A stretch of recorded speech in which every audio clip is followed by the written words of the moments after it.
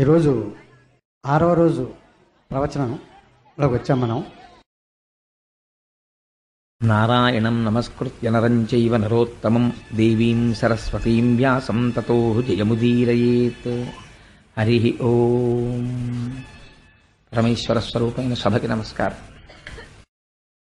ప్రవచనానుకూల్యం కోసమని భాగవతాంతర్గతమైనటువంటి స్కంధములలో ప్రతిపాదింపబడినటువంటి విశేషాల్ని కొద్దిగా అటు ఇటు, అంటే ఇవాళ జరగవలసింది రేపు, రేపు జరగవలసింది ఇవాళ, అలా కొద్దిగా ఆనుకూల్యత కోసమని మారుస్తున్నాను. ఇందులో అంటే అలా ఎందుకు చేశారు అని మీకు అనుమానం రావచ్చు. ఒక విషయం చెప్తాను. శాస్త్రంలో అంటారు, ఒక ద్వాదశి తిథి నాడు ధ్రువోపాఖ్యానాన్ని ఎవరైనా విన్నట్టయితే వాళ్ళకి చెప్పినటువంటి ఫలితం అసలు నేను వర్ణించలేను. అలా ఎవరైనా జీవితంలో ఒక ద్వాదశి నాడు అసుర సంధ్య వేళలో ధ్రువోపాఖ్యానాన్ని వినాలి అని. అది కూడా భాగవతాంతర్గతంగా ధ్రువోపాఖ్యానం వినడం అంటే మాటలు కాదు. అది ఎన్నో జన్మల సుకృతం ఉంటే కానీ దొరికేటటువంటి ఫలితం కాదు అది. అందుకని మనకి ద్వాదశి చాలా దగ్గరలో ఉంది. భీష్మేకాదశి దాటితే ద్వాదశి వస్తుంది.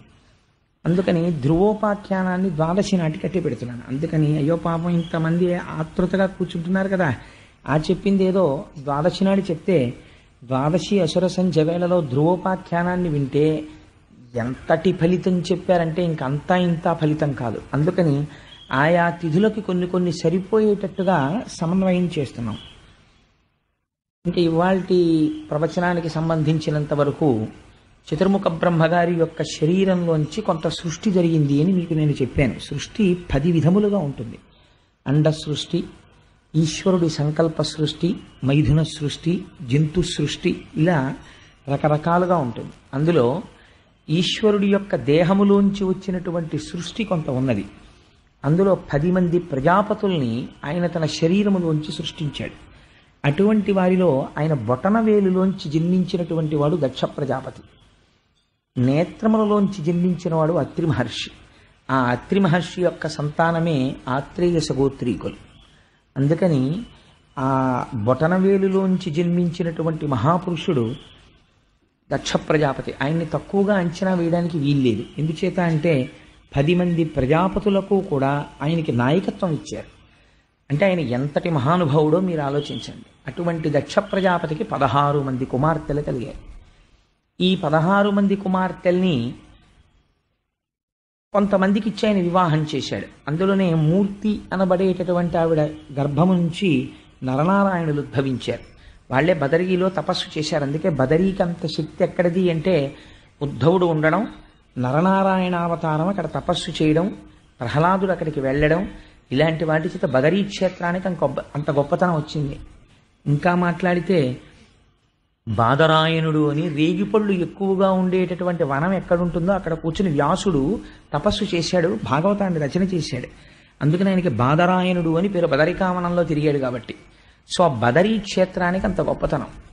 అందుకని అటువంటి బ్రహ్మము యొక్క బొటనవేలి నుంచి ఆవిర్భవించినటువంటి దక్ష ప్రజాపతికి కలిగినటువంటి 16 మంది ఆడపిల్లల్ని అనేక మందికి ఇచ్చి వివాహం చేశారు. అనేక మందిని అంటే 16 మందికి ఇచ్చి, 16 మంది కూడా కాదు, ఎందుకంటే కొంతమందిని ఎక్కువ మందిని ఇచ్చి వివాహం చేశాడు.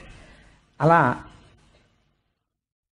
రుద్రుడికి, శంకరుడికి ఇచ్చి తన కుమార్తె అయినటువంటి సతీదేవినిచ్చి వివాహం చేశారు. 15 మందికి సంతానం కలిగారు. కానీ శంకరుడికి సతీదేవికి సంతానం కలగలేదు. అంటే మీరు ఈ విషయం చెప్పడంలో ఒక రహస్యం ఉంటుంది.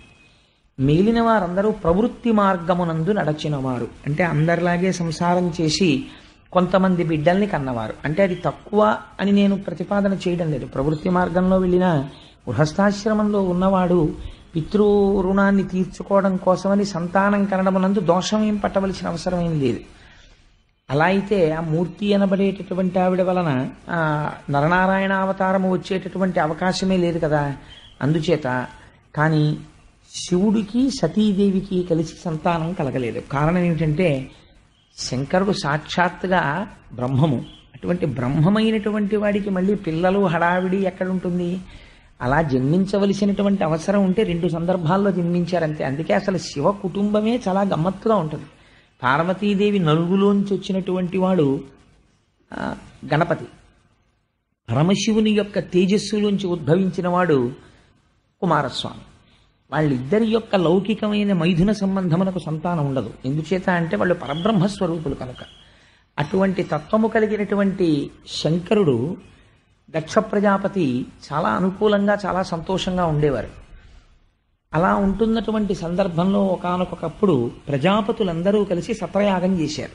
అది చాలా గొప్ప దీర్ఘ సత్రయాగం. మీకు సత్రయాగం అంటే ఏమిటో మొట్టమొదటి రోజున చెప్పాను.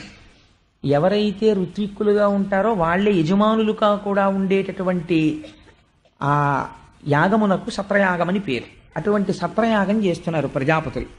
చేస్తుంటే అక్కడికి చతుర్ముఖ బ్రహ్మగారు కూడా వెళ్ళారు. బ్రహ్మగారు కనపడితే అందరూ కూడా నమస్కారం చేస్తారు. ఎందుచేత అంటే ఆయన సృష్టికర్త, పెద్దవాడు ఇంటికి. ఇప్పుడు ఇంటికి పెద్ద ఆయన ఉన్నాడు అనుకోండి, ఒక శుభలేఖ ఆయన పేరు మీద వేస్తారు. అంటే నిజంగా ఆయన ఏం డబ్బంతా పెట్టేశాడనో లేకపోతే ఆయన వెళ్ళిపోయి పిలుపులన్నీ పిలిచేశాడనో కాదు, అది మర్యాద. ఇంటి పెద్ద పేరు మీద శుభలేఖ వేస్తారు. అలా చతుర్ముఖ బ్రహ్మగారు సృష్టికర్త, అందుచేత ఆయన పేరు చెప్తే గౌరవిస్తారు, ఆయన కనపడితే గౌరవిస్తారు. తప్పించి బ్రహ్మగారు అవమానపడ్డం అన్నది ఉండదు. అసలు మనకి శాస్త్రంలో ఏదైనా ఆపద వస్తే అందరూ ముందు బ్రహ్మగారి దగ్గరికి ఎడుతుంటారు. అంటే ఇంటి పెద్దని ఎలా ఆదరించాలో, ఇంటి పెద్దని ఎలా గౌరవించాలో మన పురాణం చెప్తుంది. నువ్వు కూడా లౌకికంగా తెలుసుకోవలసింది ఏమిటి అంటే, అనుభవజ్ఞుడైనటువంటి నీ తండ్రిని లేదా నీ తాతని గౌరవించి వారి దగ్గర తెలుసుకోవాలి విషయాలు. అందుచేత చతుర్ముఖ బ్రహ్మగారు వెళ్ళి అక్కడ కూర్చుంటే అందరూ లేచి నిలబడ్డారు, చాలా సంతోషించారు, కూర్చున్నారు. ఆ సభలో పరమశివుడు కూడా ఉన్నాడు. పరమశివుడు కూడా ఉన్నటువంటి సందర్భంలో అది చాలా బ్రహ్మాండమైన సభ, సామాన్యమైన సభ కాదు. అందులో ప్రజాపతులున్నారు, ఋషులున్నారు, మహర్షులున్నారు, బ్రహ్మర్షులున్నారు, వీళ్ళందరూ కూర్చునున్నారు. ఆ సభ గురించి పోతన గారు ఒక అద్భుతమైనటువంటి పద్యం రాశారు. సరసిజ గర్భ యోగిజన సర్వ స్వపూర్వ మునీంద్ర హవ్యభు పరమ ప్రజాపతులందరూ భక్తిమయించనుదించియుండగా అత్తరణి సమాన తేజుడగు దక్షుడు వచ్చిన తత్సభాసదుల్ తరమిడి లేచిరప్పుడు పితామహ భర్గులు తప్ప అందరున్ అన్నారు. ఇందులో దక్షయజ్ఞ ధ్వంసం అనేటటువంటిది చాలా గమ్మత్తైనటువంటి ఆఖ్యానం. ఎందుకంటే మనకి ఘోరమైనటువంటి పాపాల జాబితాలో కొన్ని చెప్తారు. అందులో చాలా ఘోరాతి ఘోరమైనటువంటి పాపాలు శిశుహత్య, బ్రహ్మహత్య, భ్రూణహత్య, సురాపానం, ఆ తర్వాత గురుతల్పగతుడు కావడం. అంటే గురువుగారు పడుకునేటటువంటి మంచం మీద వారి భార్య గారు ఉండగా పడుకున్న నోటితో ఉచ్చరించడానికి కూడా అసహ్యకరమైన విషయాలు అలాంటివి. బ్రహ్మ హేమహారీచ సురాపో గురుతల్పక అని దేవి భాగవతంలో వర్ణిస్తారు. పంచమహాపాతకాలంటే ఏమిటో. సరే, అటువంటి మహాపాతకములు ఉంటాయి కొన్ని. అటువంటి మహాపాతకముల జోలికి, మహాపాపముల జోలికి ఎవరు వెళ్ళరు. అందులో ఒకటి ఏమిటంటే చాలా భయంకరమైన పాపం యజ్ఞ ధ్వంసం. యజ్ఞాన్ని ధ్వంసం చేయకూడదు.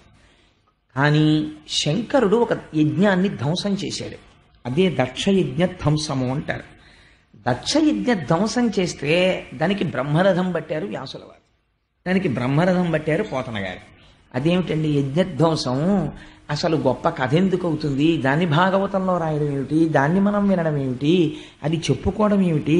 దానివల్ల పుణ్యం వస్తుందా, పాపం వస్తుందా? అంటే ఇది నువ్వు వింటే ఎంత గొప్ప ఫలితం వస్తుందో ఆఖరణ చెప్తారు. యజ్ఞధ్వంసం అనేటటువంటిది వచ్చి ఒక పెద్ద అధ్యాయం కింద, ఒక పెద్ద కథ కింద, ఒక వినవలసిన విషయం కింద మారిపోయింది. అది ఎలా జరిగిందో చూడండి. సరసిజ గర్భ అంటే బ్రహ్మగారు సభలో కూర్చునున్నారు. కూర్చునుండగా ఆ సభలో కూర్చున్నటువంటి వాళ్ళెవ్వరూ కూడా సామాన్యులైనటువంటి వాళ్ళు కారు. హవ్యభు పరమ ఋషీంద్ర ప్రజాపతులందరూ భక్తిమియించనుదించి ఉండగా, అందులో ఋషులు కూర్చున్నారు, ప్రజాపతులు కూర్చున్నారు, అందరూ కూర్చునున్నారు. అందరూ కూర్చునుండగా అత్తరణి సమాన తేజుడగు దక్షుడు వచ్చిన. అప్పుడు ఆలస్యంగా సభలోకి దక్ష ప్రజాపతి వచ్చారు. దక్ష ప్రజాపతి వస్తుంటే ఎలా ఉన్నాడో పోతన గారు చెప్పారు. అత్తరణి సమాన తేజుడగు, సూర్యుడు భూమండలం మీదకి దిగిపోయి దొర్లి వస్తే, నడిచి వస్తే ఎలా ఉంటుందో అలా ఉన్నాడు. అంతటి తేజోమూర్తి. ఆయన కత్తి చేత కూడా నరకబడడం, అంతటి మంత్రభూయిష్టం శరీరం అయింది. అటువంటి అత్తరణి సమాన తేజుడగు దక్షుడు వచ్చిన తత్సభాసదులు తరమిడి లేచిరప్పుడు గభాలను లేచిపోయారంతే. అయ్యో ఎవరో వచ్చారు, ఎవరండి ఆయన అని ఎవరు అడగలేదు. అందరూ దక్షుణ్ణి చూడగానే, అంటే ఆ తేజస్సు అటువంటిది. ఇదేదో మనం గౌరవించవలసినటువంటి వ్యక్తి, సామాన్యుడు కాడు. కాబట్టి వెంటనే లేచిపోదామని సభాసదులు తరమిడి లేచిరప్పుడు అందరూ లేచి నిలబడ్డారు. ఇద్దరు మాత్రం లేవలేదన్నారు. ఎవరా లేవని వాళ్ళు? పితామహ అంటే పితామహుడు అంటే బ్రహ్మగారు లేవలేదు. భర్గులు తక్క ఎందరున్, శంకరుడికి ఒక చిత్రమైన నామం వేసేశారు పోతన గారు. శివుడు అనలేదు, శంకరుడు అనలేదు, రుద్రుడు అనలేదు, భర్గుడు అన్నాడు. అసలు దక్షయజ్ఞ ధ్వంసం అంతా ఈ నామంలో ఉంది రహస్యం. భర్గుడు అంటే ఎవరు? శివుడి యొక్క అష్టమూర్తి తత్వంలో ఆయనకి భర్గ అని ఒక నామం. భర్గ అంటే తేజస్వరూపమైనటువంటి వాడు. అంటే మనం భా అంటుంటాం, భాష. ఆత్మ తేజస్వరూపం. ఆ ఆత్మ వస్తువు ఏదైతే ఉందో ఆ ఆత్మస్వరూపి అయి పరబ్రహ్మస్వరూపుడైనటువంటి వాడు. ఆ భర్గనామాన్ని ఉచ్చరించినంత మాత్రం చేత ఏమవుతుందో తెలుసా అండి? మనలో ఉండేటటువంటి అజ్ఞానం అనేటటువంటి చీకటి తొలగిపోతుంది. అంత గొప్ప నామం ఆ భర్గనామం. అందుచేత అజ్ఞానమును పోగొట్టేటటువంటి స్వరూపం ఉన్నవాడు. అజ్ఞానమును పోగొట్టేటటువంటి వాడికి అజ్ఞానం ఎందుకుంటుంది? కాబట్టి ఆయనకి రాగద్వేషాలు ఉండవు. మా మామగారు, ఈయన బ్రహ్మగారు, ఈయన ఇంకోడు, ఇవేం ఉండవు ఆయనకి. ఆయన అంతటా బ్రహ్మమును చూసి తనలో తాను రమించిపోతూ ఉంటాడు. అందుకే ఎప్పుడు శంకరుడు పద్మాసనం వేసి కూర్చుని అర్ధనిమీలిత నేత్రుడై అలా తనలో తాను పరవశించిపోతూ, మన కోటకొమ్మన్ సెంటర్ దగ్గర ఉంటుందో బొమ్మ, ఇలా 2 చెంబులు పట్టుకుని 2 పాత్రలు తన పైన ఉన్నటువంటి చంద్రరేఖ నుంచి కరిగి కింద పడినటువంటి అమృతరసాన్ని పట్టుకుని ఒక చెంబుతో తీసి మళ్ళీ ఇలా పోసుకుంటూ ఉంటాడు. మళ్ళీ ఆ చెంబు ఇలా కింద పెడతాడు, ఈ చెంబుతో పోసుకుంటూ ఉంటాడు. అదే ఆపాతాళ నభస్థలంత భువన బ్రహ్మాండమా విస్ఫుర జ్యోతిస్ఫాటిక లింగ బౌళి విలసత్ పూర్వేందు వాంతామృతై అస్తోకప్లుతమేకమీశమనిశం రుద్రాను వాకాంజపం ధ్యాయే దీప్సిత సిద్ధయే ధ్రువపదం విప్రోభిషించే శివం బ్రహ్మాండ వ్యాప్త దేహ భసిత హిమరుచాభాసమానా భుజంగై కంఠే కాళాః కపర్దాః కలిత శిశికళశ్చండ కోదండ హస్తాః త్రిక్షా రుద్రాక్షమాలా సులలిత వపుషశాంభవ మూర్తిభేదాః రుద్రాశ్రీ రుద్రసూక్త ప్రకటిత విభవాన ప్రయచ్చస్తు సౌఖ్యం అంటారు. ఆయన మీద చంద్రరేఖ ఉంటుంది ఎప్పుడు. ఈ బ్రహ్మాండమంతటా నిండిపోయి ఉంటాడు. నిండిపోయి ఉన్నవాడి మీద చంద్రరేఖ ఉంటుంది. ఆ చంద్రరేఖలో వచ్చి అమృతం పడుతూ ఉంటుంది. ఆ పడినటువంటి అమృత ధారల చేత తడిసిపోయి ఉంటాడు. ఆయన ఎంత చల్లగా ఉంటే మనందరం అంత చల్లగా ఉంటాం. అందుకే శివలింగానికి ధారాపాత్ర కట్టి ఓ దర్భ పెట్టి తడిసిపోయేటట్టు ఉంచుతారు. శివలింగం పొడిగా ఉండకూడదు.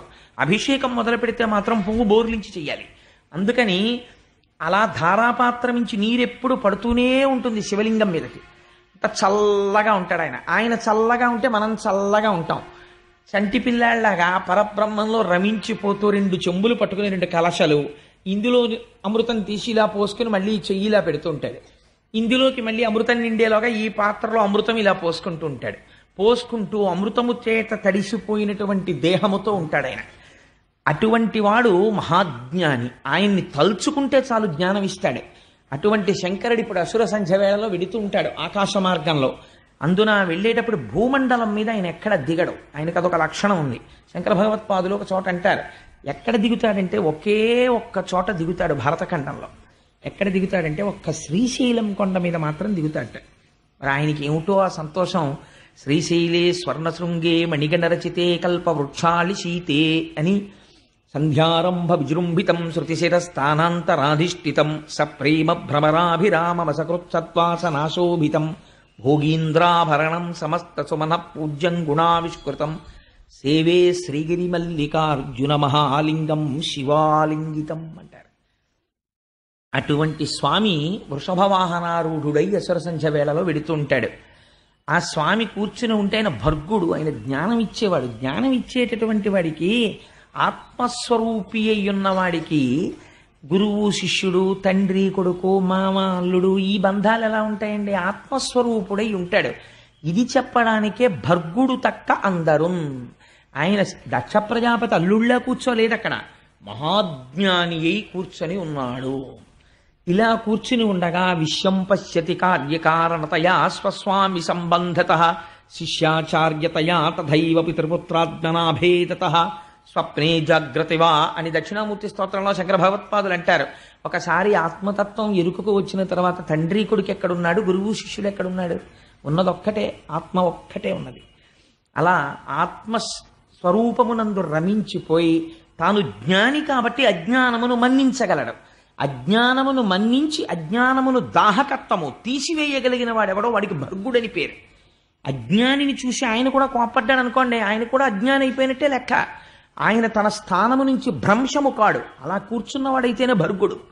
ఎంత గొప్ప మాట అన్నారో చూడండి మహానుభావుడు. అత్తరణి సమాన తేజుడగు దక్షుడు వచ్చిన తత్సభాసదుల్ తరమిడి లేచిరప్పుడు పితామహ భర్గులు తక్క అందరున్. అందుచేత వాళ్ళిద్దరూ లేవలేదు. పితామహుడు లేవడు. ఎందుచేత అంటే ఆయన బ్రహ్మగారు, ఇంటికి పెద్దవాడు, అందుకని ఆయన లేవక్కర్లేదు. కానీ బాహ్యమునందు దక్ష ప్రజాపతికి అల్లుడు, అందుచేత మామగారు పితృపంచకంలో ఒకడు, తండ్రిలో 5 తండ్రుల్లో ఒకడు. 5 తండ్రులు ఎలా ఉంటారండి అని మీరు అనుకోకండి. జన్మనిచ్చినటువంటి తండ్రి, గాయత్రీ మంత్రాన్ని ఉపదేశం చేసినటువంటి తండ్రి, రాజు, అంటే పిల్లనిచ్చినటువంటి మామగారు, పెద్దన్నగారు లేదా గురువు, గాయత్రీ మంత్రోపదేశం చేసిన వారంటే 5 తండ్రుల కింద చెప్తారు. అలాగే అత్తగారు మాతృపంచకంలోకి వస్తుంది. అందుకే మాతృపంచకంలోకి వెళ్ళడం కోసమే అత్తగారు మధుపర్కం ఇస్తుంది. మధుపర్కం అంటే ఇవాళ తెలిసి తెలియక జరియంచు పంచెలు పెట్టడం మధుపర్కాలు అనుకుంటున్నారు. మధుపర్కాలంటే అది కాదండి. మధుపర్కం అంటే ఏమిటో తెలుసా? తన కూతురికి భర్త కాబోతున్నాడు. తల్లికి ఒక స్వాతంత్రం ఉంటుంది. తల్లి పిల్లాడు ఏం తింటాడో తెలుసు. అందుకని మా అబ్బాయి వచ్చాడు, మా అబ్బాయికి వంకాయ గుత్తొంకాయ కూర అంటే ఇష్టం అండి అని గబగబా వండి పెడుతుంది. రేపు అల్లుడు కూడా అత్తవారింటికి వస్తూ ఉంటాడు. మామగారు ఏం చేస్తాడు? ఓ ఉపన్యాసం చెప్తాడు, కావాలంటే భాగవతంలో ఏముందో ఏ అధ్యాయంలో ఏముందో చెప్తాడు. అత్తగారు పెట్టాలి వండి అల్లుడికి కడుపు నిండా. అందుకని తన కొడుకుతో సమానం. అందుకని ఇప్పుడు అత్తగారు తల్లి స్థానాన్ని పొందాలి. ప్రేమ చేత అల్లుడికి అన్నం పెట్టడంలో కోప్పడకుండా కూడా ముందు కడుపు నిండాక ఎలా కోప్పడుతుందో అలా అత్తగారు కూడా అల్లుడిని అంత మర్యాదగా కొడుకులా అన్నం పెట్టాలి. ఈ ప్రేమ నేను నీ యందు ప్రకటిస్తున్నానయ్యా, ఇంకా నువ్వు నాకు కొడుకుతో సమానం, నేను నీకు అమ్మతో సమానం. నువ్వు నన్ను స్వేచ్ఛగా, అత్తయ్యగారు నాకు మడత కాజా చేసి పెడుతురు, మీ కాజాలు బాగుంటాయని అడగచ్చు, నేను నీకు చేసి పెడతాను ప్రేమగా. మన ఇద్దరిది ఇక తల్లి కొడుకుల సంబంధం అని ఈ ప్రేమ వ్యక్తం చేయడానికి ఆవిడ తేనె పట్టుకొస్తుందో పాత్రలో తేవాలి. అసలు మొట్టమొదట అల్లుడు ఎదుర్కోలేని వెడతారు. ఆ వచ్చినప్పుడు దేని కొరకు అంటే అత్తగారి ప్రేమ ప్రకటించడానికి. మామగారు గౌరవం ప్రకటిస్తాడు, నారాయణుడు వస్తున్నాడు కాబట్టి. అత్తగారు మాత్రం అలా వెళ్ళదు. ఈవిడ లక్ష్మిగా వెళ్ళదు, ఈవిడ తల్లిగా వెడుతుంది. వెళ్ళి చిన్న గిన్నెతో తేనె పట్టుకెళ్ళి అరచేతిలో తేనె వేస్తుంది. వేస్తే అల్లుడు సంతోషంగా తేనె తీసుకుని అత్తగారి కాళ్ళకి నమస్కారం చెయ్యాలి. అమ్మా, మిమ్మల్ని మాతృపంచకంలోకి తీసుకున్నాను, ఇవాళ నుంచి మీరు మా అమ్మ అని. దాన్ని మధుపర్కం అంటారు వివాహంలో. అంతేగాని జరియంచు పంచట్లేదు, ఇంత అంచు లేదండి మా అల్లుడికి అని దెబ్బలాడుకోవడానికి మధుపర్కం కాదు. మధుపర్కం అంటే అలా పుచ్చుకున్నది మధుపర్కం. దానివల్ల ఆ శోభ కలుగుతుంది, ఆ ఆత్మీయత కలుగుతుంది. అందుకని ఇక్కడ ఈ అల్లుడు మావా సంబంధం విషయంలో దక్షుడికుందేమో మనసులో, శివుడికి లేదు. ఎందుచేత ఆత్మస్వరూపి అయి ఉన్నాడు. ఇలా కూర్చునుండగా పితామహుడు లేవడు, ఎందుకంటే ఆయన పెద్దవాడు. అందుకే ఆ పేరేశారు. చతుర్ముఖ బ్రహ్మ అనకూడదా, సరసిజ గర్భుడు అనకూడదా, వనజనాభుడు అనకూడదా, లేకపోతే ఏదో కమల గర్భుడు అనకూడదా, ఏదో పేరు పెట్టచ్చు బ్రహ్మగారికి. కానీ ఏమీ అనలేదు. అనకుండా ఆయనకి పితామహ అంటే పెద్దవాడు, గౌరవింపదగినవాడు. అందుకని ఆయన లేవకూడదు. రెండోవాడు లేవవలసిన వాడని మనకు అనిపించేవాడు అల్లుడు కాబట్టి, కానీ లేవడు. ఎందుకని? భర్గుడు, మహాజ్ఞాని, ఆత్మస్వరూపి. అందుకని పితామహ భర్గులు తప్ప అందరూ. ఎందుకంటే ఆ 2 మాటలు పట్టుకుని అలా కొట్టుకుంటారు మీరు అని అనుకోకండి. కథ అంతా దాని మీదే ఆధారపడి ఉంది, వెనకాతల ఆఖ్యానం అంతా. అందుకని పితామహ భర్గులు తప్ప అందరూ. వాళ్ళిద్దరూ లేవకపోతే దక్షుడు లోపలికి వచ్చేసాడు. లోపలికి వచ్చి లేచిన వాళ్ళ వంక ప్రసన్నంగా ఏం చూడలేదు. లేవని వాళ్ళు ఎవరు సభలో చూశాడు. బ్రహ్మగారు లేవలేదు, పెద్ద పట్టించుకోలేదు. పితామహ బిరుదుంది కదా, ఆయన బొటన వేళ్ళలోంచి వచ్చాను ఊరుకున్నాడు. ఇటు చూశాడు ఎర్రటి కంటితో. అల్లుడు లేవలేదు. అల్లుడు కాబట్టి నాకు కొడుకుతో సమానం, నేను మామగారిని, పితృపంచకంలో ఒకండి, తండ్రి లాంటి వాడిని. మిగిలిన ఇంతమంది లేచారు, అల్లుడు లేవడానికి లేచి మామయ్యగారు నమస్కారం అని ఇలా అనద్దు, అనలేదు. చూసావా ఎంత అహంకారమో అనుకున్నాడు. కడుపులో దాచుకోలేకపోయాడు. ఇది అజ్ఞానం అంటే. కన్ను ఎర్రపడిపోవడమే అజ్ఞానం. కోపం వచ్చేసింది అంతే. ఒక్కొక్కరు చూడండి, నమస్కారం పెట్టలేదని కోపం పెట్టుకుంటారు కడుపులో. నమస్కారం అనేటటువంటిది respect cannot be demanded, it should be given voluntarily. స్వచ్ఛందంగా ఇవ్వాలి. ఒకరిని చూస్తే ఒకరికి నమస్కారం స్వచ్ఛందంగా పెట్టబుద్ధి వెయ్యాలి. అంతేగాని ఫలానా వాడు నాకు నమస్కారం పెట్టలేదని కక్ష పట్టడం మరింత నమస్కార యోగ్యతని కోల్పోవడం. అందుచేత నమస్కారం ఫలానా వాడు పెట్టలేదని ఇంతమంది సభలో పెట్టని వాడిని గుర్తుపట్టాడంటే ఎంత అజ్ఞానంతో వచ్చాడో చూడండి దక్ష ప్రజాపతి. ఆయన ఎంత ప్రజాపతి అయితే ఎవడక్కావాలి అంటే ఇవాళ దక్ష ప్రజాపతి ఏ రూపంలో ఉన్నాడు? లేచిన వాళ్ళు ఇంతమంది గుర్తులేరు, లేవని వాళ్ళు ఇద్దరిలో ఒకడు ఎందుకు గుర్తులేడో అందుకని లేవక్కర్లేదు లేని వదిలిపెట్టాడు, ఒకడిని పట్టుకుంటున్నాడు. అంటే ఇప్పుడు అజ్ఞానమునందు దక్షుడున్నాడు ఖచ్చితంగా కదండి. లేకపోతే ఫలానా ఆయన సభలో నేను వచ్చినప్పుడు లేవట్లేదు ఆయన మీద కక్ష పెట్టాడంటే తను జారిపోతున్నాడా అవతలవాడు జారిపోతున్నాడా? చూశాడు శంకరుడి వంక, కళ్ళు ఎర్ర పడిపోయాయి. క్రోధంతో సభలో ఉన్న వాళ్ళందరినీ చూసి ఒక మాట అన్నాడు, వీడెవరు అన్నాడు. అంటే వాళ్ళు ఆశ్చర్యపోయారు, ఇదేమిటి అల్లుడు కదా ఎవరంటాడేమిటి, కాళ్ళు కడిగి కన్యాదానం చేశాడు, వీడెవరు అని అడుగుతాడేమిటి అని. శివుడు నవ్వుతూ కూర్చున్నాడు. అర్థమైంది, ఓహో నమస్కారం పెట్టలేదు కదా కోపం వచ్చింది. అంటే పాపం వాళ్ళు లేచి అన్నారు, శివుడండి అన్నారు. మరి అడిగిన వాడిని చెప్పకపోతే వాడి మళ్ళీ ఆయన మీద ఏం కోపం వస్తుందో అందుకని వీడెవరు అన్నాడు. అంటే చెప్పాలి కదా, అదేమిటంటే మనసులో అనుకున్న శివుడండి అన్నారు. ఆ మాట అనేటప్పటికి ఇంకా సర్రం అన్నాడు, శివుడా అన్నాడు. శివుడు అంటే మంగళములను ఇచ్చువాడు అని అర్థం. ఆయన ఎప్పుడు మంగళములని చేస్తాడు, అమంగళం చెయ్యడం ఆయనకి చేత కాదు, అసలు ఆయన చెయ్యడు. అందుకని ఆయనకి శివుడని పేరు. ఆ పేరు చెప్పేటప్పటికి కోపం వచ్చిందంతే. ఆయన అన్నాడు, అనయము లుప్త క్రియాకలాపుండు మానహీనుండు మర్యాద లేనివాడు మత్త ప్రచారుండు దిగంబరుండు భూత ప్రేత పరివృతుండు ఉన్మత్తనాథుండు భూతిలిప్తుండు అస్థిభూషణుండు. ఎంత దారుణమైన మాటలు వాడాడో చూడండి. ప్రమథ భూతనాథుండు భూతిలిప్తుండు అస్థిభూషణుండు దుష్ట హృదయుండు నష్ట హృదయుండు నష్ట శౌచుండు దుష్ట హృదయుండు ఉగ్ర పరేత భూ నికేతనుండు వితత స్రస్త కేశుండు. అశుచి అయిన ఇతనికి శివుడను ప్రమాదమిట్లు కలిగే, అశివుడైన ఇతనిని శివుడని పిలిచి వేదంబు శూద్రునికిచ్చినట్లు అన్నాడు. ఎవడు రావిని శివుడని పిలిచినవాడు? అనయము లుప్త క్రియాకలాపుండు మానహీనుండు మర్యాద లేనివాడు. వీడు శివుడా? అనయము లుప్త క్రియాకలాపుండు. లుప్త క్రియాకలాపుండు అంటే అసలు ఏ పని చేయనివాడు. ఏమిటి కోపం, లేచి నమస్కారం పెట్టలేదు. వీడికి పని ఉండదు పాడుండదు, అలా కూర్చుంటాడు. వీడు ఏ పని చేయడు. అనయము లుప్త క్రియాకలాపుండు. మీరు చాలా జాగ్రత్తగా వినాలి. ముందు నేను తిట్లు చెప్పేస్తాను, ఎందుకంటే పోతన గారు అన్నారు, వ్యాసుల వారును, ఇది దక్షుని చేత పరమశివుని పట్ల క్రోధంబుతో చేసినటువంటి ఈ వ్యాఖ్య ఎందయో స్తోత్రంబై పరంగే అన్నారు. అది ఎలా జరిగింది అన్నది తర్వాత వివరణ చేస్తాను.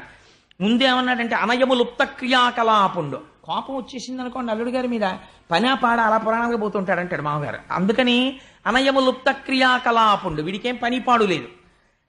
మానహీనుండు, వీడికి మానం మర్యాద ఏం లేవు. ఎందుకని? ఆయన దిగంబరుండు, బట్ట కట్టుకోడు. మానహీనుండు మర్యాద లేనివాడు. ఇక్కడ బయటపడిపోయాడు స్పష్టంగా. ఏమిటి మర్యాద? తనకి దండం పెట్టలేదు. అందుకని మానహీనుండు మర్యాద లేనివాడు. అక్కడతో ఊరుకున్నాడా? ఊరుకోలేదు. మత్త ప్రచారుండు, ఎప్పుడు మదించినటువంటి వాడు ఎలా ఉంటాడో పిచ్చాడు అలా తిరుగుతుంటాడు. మత్త ప్రచారుండు ఉన్మత్త ప్రియుండు, పిచ్చి వాళ్ళందరినీ వెంటేసుకు తిరుగుతుంటాడు. అలాంటి వాళ్ళంటే వీడికి ఇష్టం. ఉన్మత్త ప్రియుండు దిగంబరుండు, బట్టే కట్టుకోడు. దిగంబరుండు భూత ప్రేత పరివృతుండు, ఎప్పుడు చుట్టూ భూతాల్ని ప్రేతాల్ని పిశాచాల్ని పెట్టుకు తిరుగుతాడు. భూత ప్రేత పరివృతుండు ఉన్మత్తన తామస ప్రమథ గణ నాథుండు, తామసమైనటువంటి ప్రమథగణాలకన్నింటికీ కూడా నాథుడై ఉండేటటువంటి వాడు. భూతిలిప్తుండు, శ్మశానంలో కాలినటువంటి శవానం యొక్క బూడిదని తీసి ఒంటికి రాసుకుంటాడు. భూతిలిప్తుండు అస్థిభూషణుండు, ఆ శవం కాలిపోయిన తర్వాత ఉన్న ఎముకలు తీసి దండ కొట్టుకుని మెళ్ళో వేసుకుంటూ ఉంటాడు. భూతిలిప్తుండు అస్థిభూషణుండు. అక్కడతో ఊరుకున్నాడా? నష్ట శౌచుండు, అసలు వీడికి శౌచమే లేదు. అంతమునందు లేదు, బాహ్యమునందు లేదు, రెండింటి యందు శౌచం లేదు. నష్ట శౌచుండు దుష్ట హృదయుండు, మంచి హృదయం కాదు, చాలా దుష్టమైనటువంటి హృదయం ఉన్నవాడు. నష్ట శౌచుండు దుష్ట హృదయుండు ఉన్మత్తనాథుండు, పిచ్చాళ్ళందరికీ వీడి నాయకుడు. ఉన్మత్తనాథుండు ఉగ్ర పరేత భూ నికేతనుండు, శవాలన్నింటినీ ఎక్కడ కాలుస్తారో అందరూ ఎక్కడికి వెళ్ళడానికి భయపడతారో అటువంటి శ్మశానంలో తిరిగేవాడు.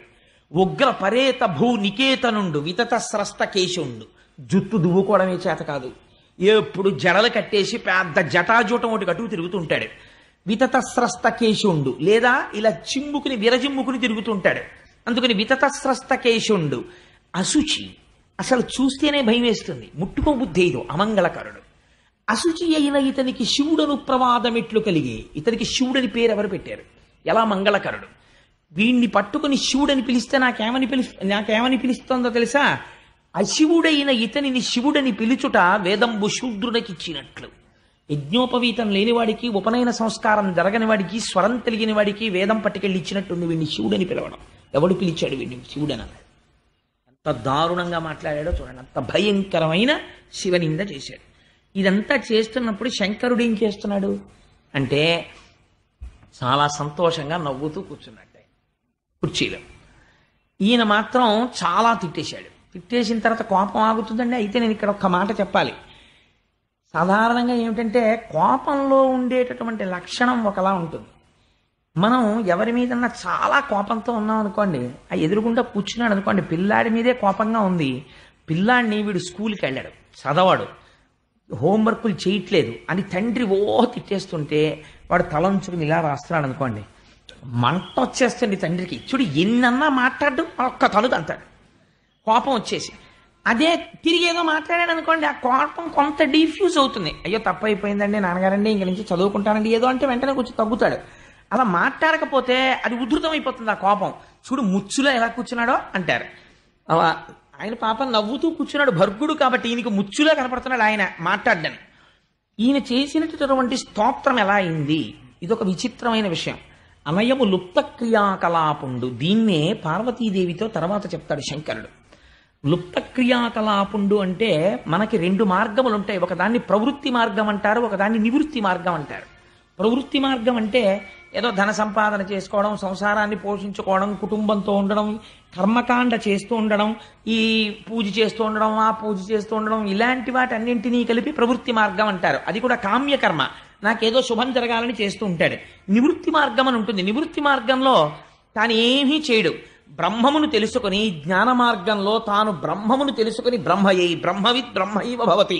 బ్రహ్మమును తెలుసుకున్నవాడు బ్రహ్మమే అవుతాడు. రేపు వస్తారు కదా తత్వవిధానంద సరస్వతి, ఎటువంటి మహానుభావులు ఈశ్వరుణ్ణి సర్వకాలముల యందు ఇక్కడ లోకమంతటా దర్శనం చేస్తూ ఉంటారు. అలా ఉండగలిగినటువంటి మహాపురుషులు ఎవరుంటారో వారిని నివృత్తి మార్గమునందున్నవారు అంటారు. వారు శరీరంతో ఉన్నన్నాళ్ళు నివృత్తి మార్గంలో ఉంటారు తప్ప ప్రవృత్తి మార్గంలోకి వాళ్ళు వెళ్ళరు. వాళ్ళ జీవితం చాలా గమ్మత్తుగా ఉంటుంది. అది సామాన్యుడికి అందదు. అందుకే ఎప్పుడు నివృత్తి మార్గమునందు పతాక స్థాయికి వెళ్ళిపోయినటువంటి ఒక మహాజ్ఞానితో మీ జీవితాన్ని మీరు పోల్చి చూసుకొని వారితో నడుబడి అలా నడుద్దామని మీరు ప్రయత్నము చేయకూడదు. మీకు ఒక ఉదాహరణ చెప్తాను. నివృత్తి మార్గం అంటే ఎంత భయంకరంగా ఉంటుందో. ఆ స్థాయికి వెళ్ళిన వాడికి అది చాలా హాయిగా ఉంటుంది. అలా వెళ్ళని వాడికి దాన్ని అనుకరించలేడు. నివృత్తి మార్గంలో వెళ్ళిపోయినటువంటి మహాపురుషుణ్ణి చూసి నేను ఆయనలా ఉన్నాను అనుకుంటే అదొక భ్రమ అయిపోతుంది. అలా ఉండకూడదు. భక్తితో అనుసరించాలి. అనుసరిస్తే ఒకనాడ జ్ఞానం వస్తే నువ్వు ఆ స్థితికి వెడతావు. రమణ మహర్షి అరుణాచలం కొండ మీద ఉన్నారు. ఏదో ఓ పెద్ద మర్రి కోటి కింద పడింది. దక్షిణామూర్తి కూర్చునే మర్రి చెట్టు ఆకే ఇది అని ఆ ఆకు ఎటువైపు నుంచి పడిందో అటువైపుగా నడిచి వెళ్ళారు. పెడితే ఆ మర్రి చెట్టు కనపడింది. ఇక్కడే దక్షిణామూర్తి ఉంటారు, చూద్దాం అనుకున్నారు. ఇంతలో ఆయన కాలు అనుకోకుండా ఒక తేనె పట్టుకి తగిలింది. తగిలితే ఆ తేనెటీగలు వచ్చి ఆయన కాలు కుడుతున్నాయి. ఆయన ఏం చేశారంటే ఈ కాలు నిష్కారణముగా ఒక తేనె పట్టు, అంటే అది ఎక్కడో పువ్వుల్లో తిరిగి తేనె తెచ్చి గూట్లో పెట్టుకుని తయారు చేసుకున్నటువంటి దాని గూటిని ఈ కాలు వెళ్ళి భ్రంశము చేసినది. కాబట్టి ఈ కాలు శిక్షార్హురాలు. మనమేమంటాం? నేనంటాం. ఆయనకి నేను ఆత్మ. ఇదేమిటి? ఈ ఆత్మ చేత ధరింపబడిన వస్తువు. ఇది వేరు, ఆయన వేరు. ఇది నివృత్తి మార్గం అంటే. కాబట్టి ఇది శిక్షార్హురాలు, కాబట్టి ఇది శిక్ష అనుభవించాలి అని ఆ కాలెత్తి ఒక రాతి మీద పెట్టారు. అసలు ఒక తేనెటీ కుడితే పరిగెడతామండి. తేనెటీగలన్నీ వచ్చి కాలు కుట్టేశాయి. కుట్టేస్తే ఆ ముళ్ళన్నీ విరిగిపోయాయి. చూస్తుండగా కాలు ఇంత లావున వాచిపోయింది. వాచిపోతే ఆయన ఎందుకు వెళ్ళారో మర్చిపోయారు. ఇంకా మర్చిపోయి ఆ కాలు తేనెటీగలు కుట్టేసిన కాలు ఈడ్చుకుంటూ వచ్చి విరూపాక్ష గుహకో అక్కడ తపస్సు చేస్తున్న ప్రదేశానికి వచ్చేసారు. పక్కన ఉన్నటువంటి ఒక వ్యక్తి అడిగాడు, అయ్యా స్వామి ఏమిటండి అది కాలు అంతలా వాచిపోయింది, అంత ఎర్రపడిపోయింది, జ్వరం వచ్చేసింది, ఏమిటిది అన్నారు. ఆ కాలు తప్పు చేసినది కాబట్టి అది శిక్ష అనుభవించినది. మీరు ఆ రమణ మహర్షికి సంబంధించిన క్యాసెట్ ఒకటి ఉంది, అందులో చూస్తే పాపం వారు పెద్దవారు అయిపోయిన తర్వాత కూడా ఒక కాలు లావుగా ఉండి కొద్దిగా ఈడుస్తూ నడుస్తూ ఉండేవారు. కొద్దిగా ఈడ్చినట్లుగా అనిపిస్తుంది. కారణం ఆ కాలుని తేనెటీగలు కుట్టినప్పుడు ఇంత లావున వాచిపోయింది. అతను తీశాడు ఆ ముళ్ళన్నీ తప్ప ఆయనకేం దాని గురించి భ్రాంతి లేదు. ఇది నివృత్తి మార్గంలో ఉండేటటువంటి మహాజ్ఞాని అలా ఉంటాడు. ఏది మీరు నివృత్తి మార్గంలో వెళ్ళిపోయిన ఒక మహాజ్ఞానిని అనుకరించడానికి ప్రయత్నిస్తే, ఒక తేనెటీగలు కుడుతున్నప్పుడు ఒక తప్పు జరిగితే ఇది శిక్ష అనుభవించాలని మనం అలా నిలబడగలమా? మనం నిలబడలేం. సో జ్ఞానం అనేటటువంటిది జ్ఞానిని మీరు అనుకరించకూడదు. జ్ఞానిని ఎప్పుడైనా అనుకరించే ప్రయత్నం చేస్తే జ్ఞానం పొందుతాడో లేదో నాకు తెలియదు, కానీ బోర్లా పడిపోతాడు జీవితంలో. అలా చేయకూడదు. భక్తితో ప్రయత్నం చెయ్యాలి, పరమభక్తితో ఉండాలి.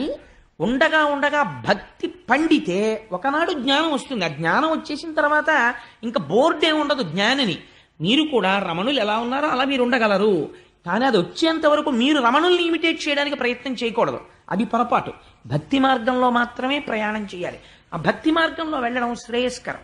అది చాలా మంచిది. ఎక్కడున్నా భక్తి మార్గంలో ఉండాలి. నాకు ఒక తల్లి ఉన్నారు, ఇవాళ సభలో ఉన్నారో లేదో నాకు తెలియదు, కానీ మాధవి గారిని అరుణాచలానికి చాలా భక్తురాలు.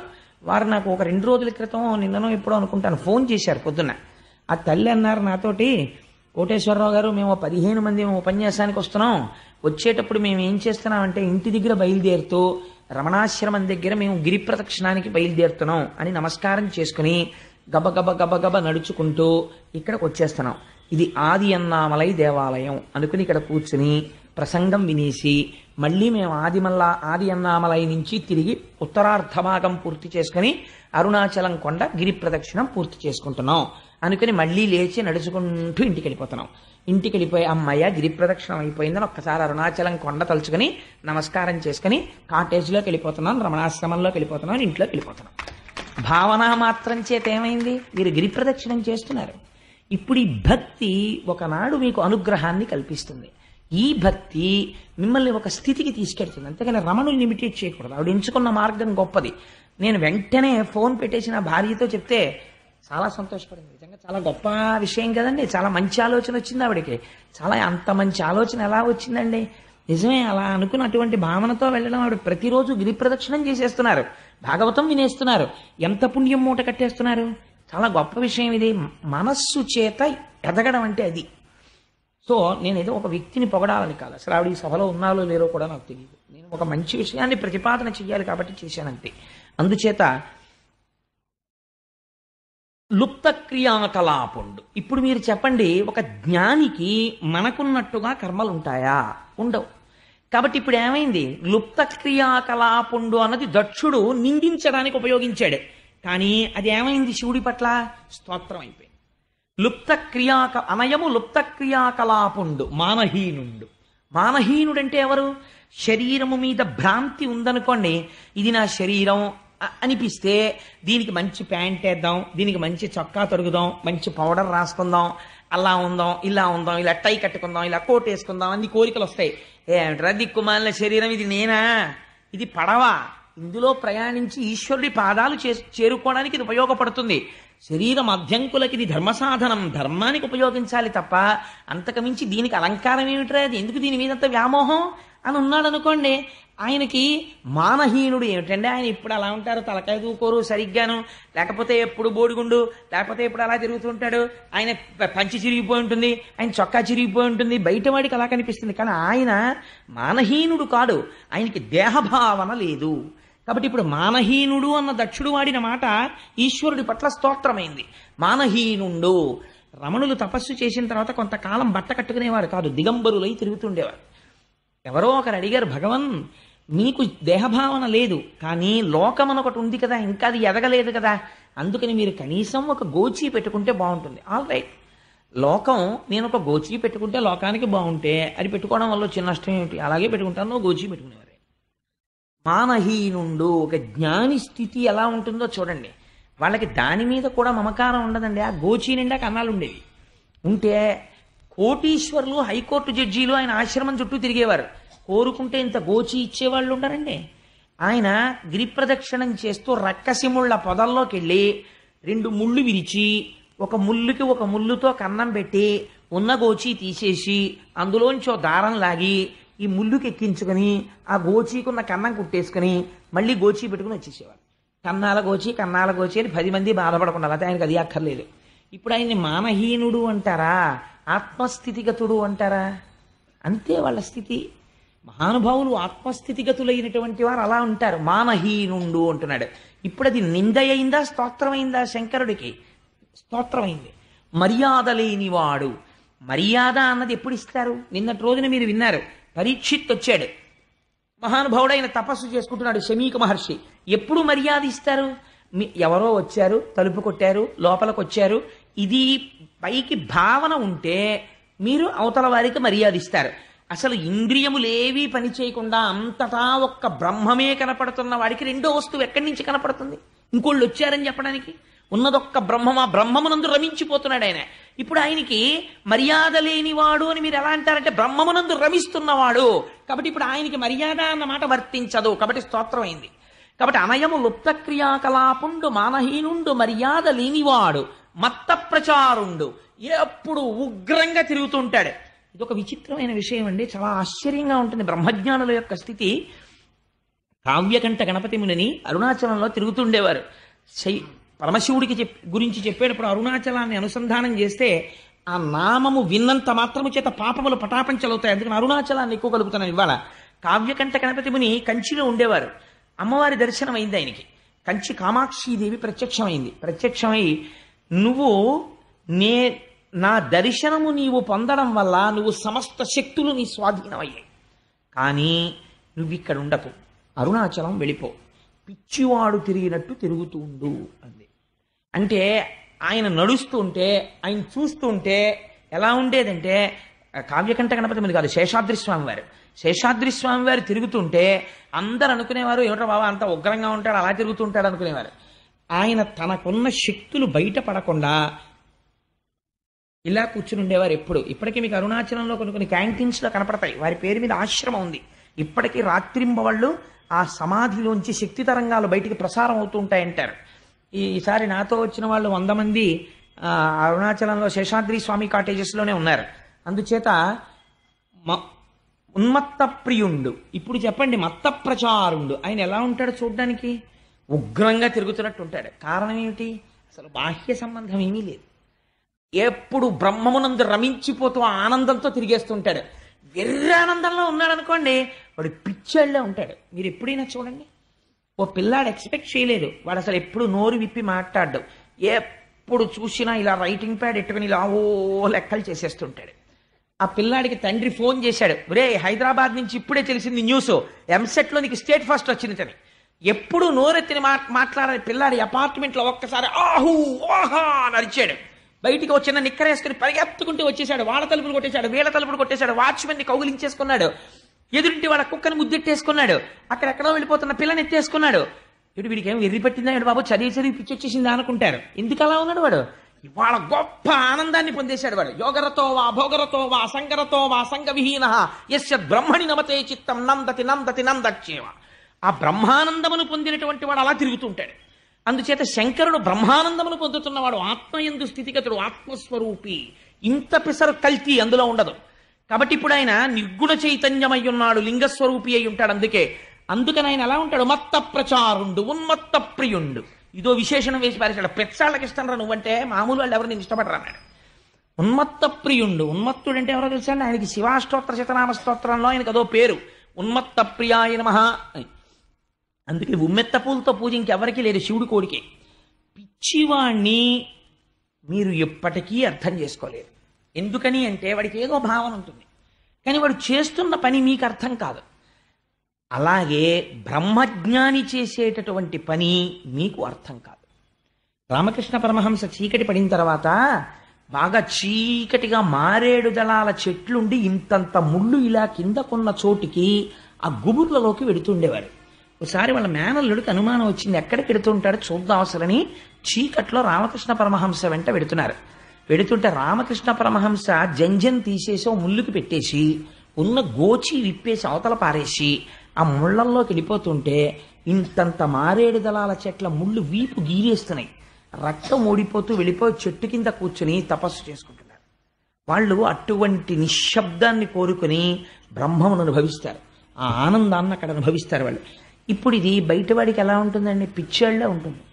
అందుకే పెద్దలు అన్నారు, రామకృష్ణ పరమహంసకు పట్టిన పిచ్చి నాకెప్పుడు పడుతుందో అన్నారు. ఇన్ని జన్మలకు అలా బ్రహ్మము గురించి తాపత్రయపడేది. ఇప్పుడు చెప్పండి, ఉన్మత్త ప్రియుండు బ్రహ్మజ్ఞానులైనటువంటి వాళ్ళు ఈశ్వరుణ్ణి కొలుస్తారు. అందుకే జ్ఞానము కావలసిన వాడు శంకర శివారాధనం చేస్తుంటాడు. అందుకని ఉన్మత్త ప్రియుండు, దిగంబరుండు, బట్ట కట్టుకోడు. దానికి రెండు అర్థాలు. అసలు నిజానికి ఈ పద్యం ఒకటే నెలలు చెప్పచ్చు. అంటే అలా ఏం నేను చెప్పను, కంగారు పడకండి. దిగంబరుండు, దిగంబరుండు అంటే అంతటా వ్యాపించేశాడు కాబట్టి దిక్కులను వస్త్రముగా కట్టుకున్నవాడు కాదు. కాదు, మీరు ఒక్కటి ఆలోచించండి. నేను కొంచెం ఇలా చెప్పానని నన్ను అన్యథా భావించకండి. ఒక స్త్రీ కొన్ని కోట్ల రూపాయలు విలువైన బంగారు ఆభరణాలు ధరించింది, కానీ బట్ట కట్టుకోకుండా బయటికి వచ్చింది. ఏమంటారు? ఛీ, మాన మర్యాదలు లేవురా, వస్త్రం ధరించకుండా బయటికి వచ్చింది అంటారు. ఒక స్త్రీ పసుపు తాడు మెళ్ళో వేసుకుని నల్లపూసలు వేసుకుని 30 రూపాయల చీర కట్టుకుని బయటికి వచ్చింది, మానవతి రావిడ అంటారు. ఎందుచేత అంటే ఈ శరీరము వేరొకరిని గౌరవించవలసి, ఈ శరీరము వేరొకరిని ఆకర్షిస్తోంది అన్న భావన ఉన్నంత కాలము దీనికి వస్త్రం అవసరము. బాహ్యమునందు, ఆంతరమునందు దీనికి భక్తి అన్న వస్త్రం అవసరము. ఇప్పుడు శంకరుడు బట్ట కట్టుకోవడానికి ఆయన మీద ఎవరున్నాడని ఆయన కొలుస్తాడు? ఉన్నది ఆయన ఒక్కడే, పరబ్రహ్మం. మీరు అందుకే అదేమిటండి నిన్నవరకు నారాయణుడు అన్నారు కదా అనుకోకండి. నారాయణ శివ రెండు ఒకటే తత్వం. అందుకని ఇప్పుడు ఆయన ఎవరిని కొలవాలి? ఇంకా ఆయనకి భక్తి ఏంటి? అందుకని ఆయనకి భక్తి వస్త్రం కట్టుకోడు. తాను పొందవలసిన వేరొకడు లేడు కాబట్టి ఇది దిగంబరుడు అంటే. కాబట్టి దిగంబరుండు, భూతప్రేత పరివృతుండు, ఎప్పుడు భూతాల్ని ప్రేతాల్ని వెంట పెట్టుకు తిరుగుతుంటాడు. మీరు ఒకటి బాగా ఆలోచించండి. సాధారణంగా శివుణ్ణి నింద చేసేవాళ్ళు ఈ మాట అంటుంటారు, పిశాచాల్ని వాటిని పెట్టుకు తిరుగుతుంటాడని. నేను ఒక మాట అంటాను. ఒక మాస్టర్ ఒక ఆయన ఉన్నాడు, చాలా గొప్పగా పాఠం చెప్తాడు. ఆ పాఠం చెప్పే మాస్టారు 95 మార్కులు 96 మార్కులు తెచ్చుకునే పిల్లల్ని మాత్రమే అభిమానిస్తాడు. 35 మార్కులు వచ్చే పిల్లవాడి వంక ఇలా కన్నెత్తి కూడా చూడ్డం, వాళ్ళ హోంవర్క్ పుస్తకం చూడ్డం, వాడికి ఇంకొక మాట పాఠం చెప్పడం. వాడు లేచి ఏదైనా డౌట్ అడిగితే చీనోర్మై నీకు వచ్చే మార్కులు ఎన్ని కూర్చో అన్నాడు అనుకోండి.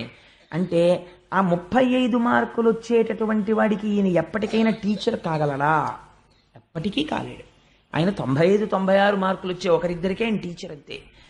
మరి కింద పడిపోయిన వాడికి కూడా ఒక అధ్యాపకుడు ఉండాలి కదా, ఆశ్రయించడానికి ఎవరో ఒకరు ఉండాలి కదా. భక్తులైన వారు మాత్రమే ఆశ్రయిస్తే ప్రపంచంలో భూతాలు ప్రేతాలు అవి కూడా జీవులే, అవి కూడా సృష్టిలో ఉన్నవే. మరి అవి ఎవరిని ఆశ్రయించి మళ్ళీ మంగళత్వాన్ని పొందుతాయి?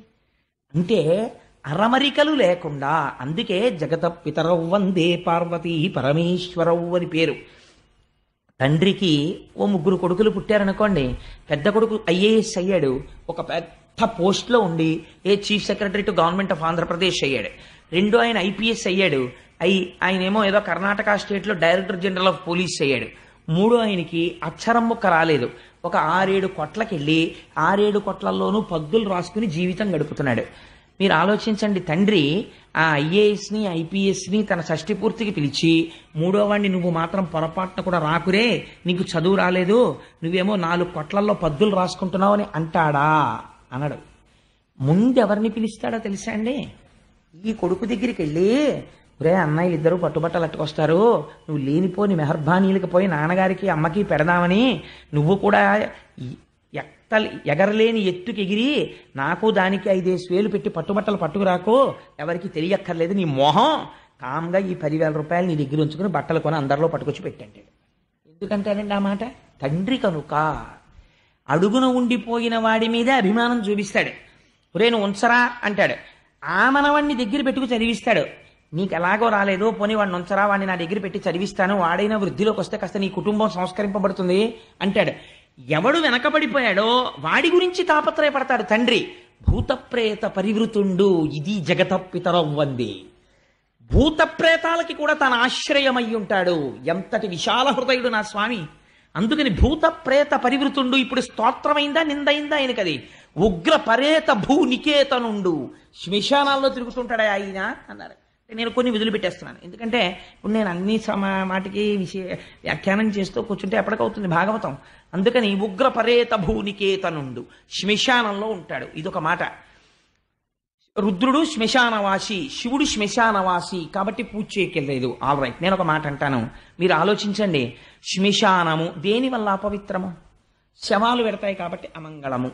ఒకవేళ శవాలు వెళ్ళినది అమంగళమైతే, శవమున్న ప్రదేశము అమంగళమన్నది యథార్థమైతే, ఈ భూమండలమంతా శ్మశానమే. నేను ఇలా అంటాను. శ్మశానంలో చచ్చిపోయాడా, ముందు ఇంట్లో చచ్చిపోయాడా? ఇంట్లో చచ్చిపోయి శ్మశానానికి వెళ్తున్నాడు. హాస్పిటల్లో చచ్చిపోయి శ్మశానానికి వెళ్తున్నాడు. చావన్నది వచ్చింది శ్మశానంలో కాదు, ఇక్కడ వచ్చింది. పిండాండము బ్రహ్మాండములో కలిసిపోతున్న పవిత్ర ప్రదేశం శ్మశానం. మరణం వచ్చింది ఇక్కడ వచ్చింది, నీ ఇంట్లో వచ్చింది, హాస్పిటల్లో వచ్చింది, కారులో వచ్చింది, బస్సులో వచ్చింది, రైల్లో వచ్చింది. శ్మశానంలో మృత్యు ఎవరికీ రాలేదు. శ్మశానవాసి అంటే అర్థం ఏమిటంటే, చచ్చిపోయిన తర్వాత అందరూ వదిలేస్తారు. నావాడన్నవాడు ఒక్కడు రాడు. జీవుడు కాయము వీడి జీవుడతి కంపిత చిత్తత నేగుచుండవో నాయనయంచు ఎచ్చు నిజ నందన నందినులైన కాని కందోజిని భస్పముల్ తొలుక దుఃఖ మహాంబుది సొచ్చు పత్నియున్ కాయము వీడి రారు కథ చేసిన పుణ్యము కర్మము తప్ప శంకర. ఎంత గొప్ప మాట అండి నిజంగా. నా భార్య అంటాడు. దుఃఖ మహాంబుది సొచ్చు పత్నియున్, ఆయన ఆఖరి ఊపిరి అయిపోతుంటే, ఎగ ఊపిరి వచ్చేస్తుంటే గుండెలు బాదుకుంటూ ఏడుస్తూ నిలబడిపోతుంది అంతే ఆవిడ. ఏం చేయగలదు అంతకన్నా? కొడుకు ఎక్కడి వరకు వస్తాడు? శ్మశానం వరకు వచ్చి అంచేష్టి చేసేస్తాడు. వాడు తిరిగి వెళ్ళిపోతాడు. 11వ రోజున బట్టలు పెట్టుకొచ్చి బావమరిది పెట్టేస్తాడు. అప్పుడు ఇంకా తోడొచ్చేవాడు ఎవడన్నా ఉంటే, నీకేం భయం లేదు నాన్న, ఇంత పుణ్యం చేశావే, జీవితంలో ఒక్కసారి శివ అన్నావు, అలా అన్నందుకు ఇది విడిచిపెట్టి వెళ్ళిపోయేటప్పుడు నీకు తోడుగా నేనున్నాను అని చెప్పడానికి నేనున్నానని అక్కడ తానున్నాడు. రోజు మీరున్న ఊళ్ళో కనపడ్డ వాళ్ళు మీకు గొప్ప కాదండి. మీరు ఒక రైల్వే స్టేషన్లో భయంకరమైనటువంటి ప్రమాదం జరిగి ఏమీ తెలియని చోట మీరు రైళ్లు దిగిపోయి ఒంటి నిండా దెబ్బలతో పడిపోయి ఉన్నటువంటి స్థితిలో, మీ భార్య లేదు, బిడ్డలు లేరు, సెల్ ఫోన్ ఎక్కడో పడిపోయింది, ఎక్కడ చూసినా ఆర్తనాదాలు, ఏడుపులు తప్ప ఇంకొకటి లేని స్థితిలో, అప్పుడు గబాలన ఏమండి మీరా అని ఎవరో వచ్చి పలకరించి, మీరు నాకు బాగా తెలుసండి, బెంగ పెట్టుకోకండి, నా దగ్గర రొట్టె ఉంది, నాకు దెబ్బలు తగలలేదు అని మీకు దెబ్బలు తుడిచి కట్టుకట్టి మీకు రొట్టె పెట్టిన వాడు మీకు ఎంత ఆత్మబంధువుగా కనపడతాడు. ఎవ్వరూ రాక అందరూ వదిలేసిన చోట నా స్వామి అండగా ఉండి చెయ్యి పట్టుకుంటున్నాడు. ఇది బంధుత్వమా, రక్షకత్వమా, ద్రోహబుద్ధ? ఆయనకి అమంగళత్వం అంటగడతావా? ఎంత సాహసం నీకు! అలాగైతే మంగళత్వము అమంగళత్వము ప్రపంచం అంతా ఉంది. ప్రపంచంలో జీవులు చచ్చిపోని ప్రదేశం ఒకటి నాకు చూపించండి, అప్పుడు దేశమంతా శ్మశానమే. కాబట్టి మొత్తం భూమండలం అంతా అమంగళం అయి ఉండాలి. లేదా అది అమంగళం కాకపోతే ఇదంతా అమంగళం కాకుండా ఉండాలి. ఏదో ఒక మాట ఉంటుంది అంతే తప్ప, అది అమంగళం ఇది సుమంగళం అని నువ్వు అనకు. ఇది ఎలా మంగళం అవుతుంది? అంతా అమంగళమే అలాంటప్పుడు, ఎందుకంటే అన్ని చోట్ల చచ్చిపోతున్నారు కాబట్టి. ఇప్పుడు ఏమైంది? ఉగ్ర పరేత భూనికేతనుండు, ఆయనంత ఔదార్యం ఉన్నవాడు, ఆయనంత రక్షకుడు ఎక్కడున్నాడు? ఇది తండ్రితనం అంటే. తండ్రి ఎప్పుడొస్తాడండి? ఎవ్వరూ రానటువంటి స్థితిలో కష్టంలో పడిపోయి ఉంటే వచ్చేవాడు ఎవరో తెలుసా అండి? తండ్రి ఒక్కడే. మీరు ఎప్పుడైనా పేపర్లో చదవండి, 100 హత్యలో ఎక్కడో చేసి మోస్ట్ వాంటెడ్ లిస్ట్లో ఉండి ఆఖరికి ఆ వ్యక్తి దొరికి జైలుకు పట్టుకెళ్ళిపోతుంటే అందరూ వీడు దొంగ దొంగ దొంగ అంటుంటే, అప్పుడు కూడా వాళ్ళు కన్న కొడుకుతనాన్ని చూసి ఏడిచేటటువంటిది, ఉరి తీసేస్తే ఆ శవం కోసం ఆ జైలు బయటకు వచ్చి కూర్చుని ఏడిచేది తల్లిదండ్రులే. నా స్వామి రుద్రభూమిలో ఉంటాడంటే అది కారణం. అయ్యయ్యో ఇంత శరీరం ఇచ్చాను రా, ఏమీ చేయలేకపోయాడు, పోన్లే నేనున్నాను నాన్న, బెంగెట్టుకోకోసారి కనపడదామని అక్కడ ఉంటాడు ఆయన. ఎంత మంగళప్రదుడండి ఆయన. ఉగ్ర పరేత భూనికేతనుండు వితత స్రస్త కేశుండు. జుట్టు విరబోసుకుని ఉంటాడని తిట్టాడు, కానీ అందులో ఒక గొప్ప శబ్దం ఉంది. కపర్దీ అని ఆయనకి పేరు. ఆయన పెద్ద జటాజూటంతో ఉంటాడు కాబట్టే గంగని పెట్టాడు. లేకపోతే గంగ ఎక్కడి నుంచి వస్తుంది? సగరపుత్రులు ఎలా తరిస్తారు? అటువంటి వాడు, ఆ వ్యోమకేశుడైనటువంటి వాడు ఎవరున్నాడో మీకు ఒక మాట చెప్పనండి. తీర్థయాత్ర చేసేటప్పుడు తీర్థయాత్ర ఫలితములు మీకు రావు. ఎందుకో చెప్పనా? మీరు ఒక నదీ స్నానానికి వెడతారు, నేను స్నానం చేశాను అనుకుంటారు, మీకు ఆ ఫలితం ఇవ్వరు. ఎందుకు ఇవ్వరంటే నదీ స్నానం చేసేటప్పుడు నియమం ఉంది. ఒక మంత్రం చెప్తూ గట్టునున్న ఇసుక తీసి నదిలోకి విసిరి స్నానం చేయాలి. మనందరం కాకి స్నానం చేస్తాం, సంకల్పం లేని స్నానం చేస్తాం.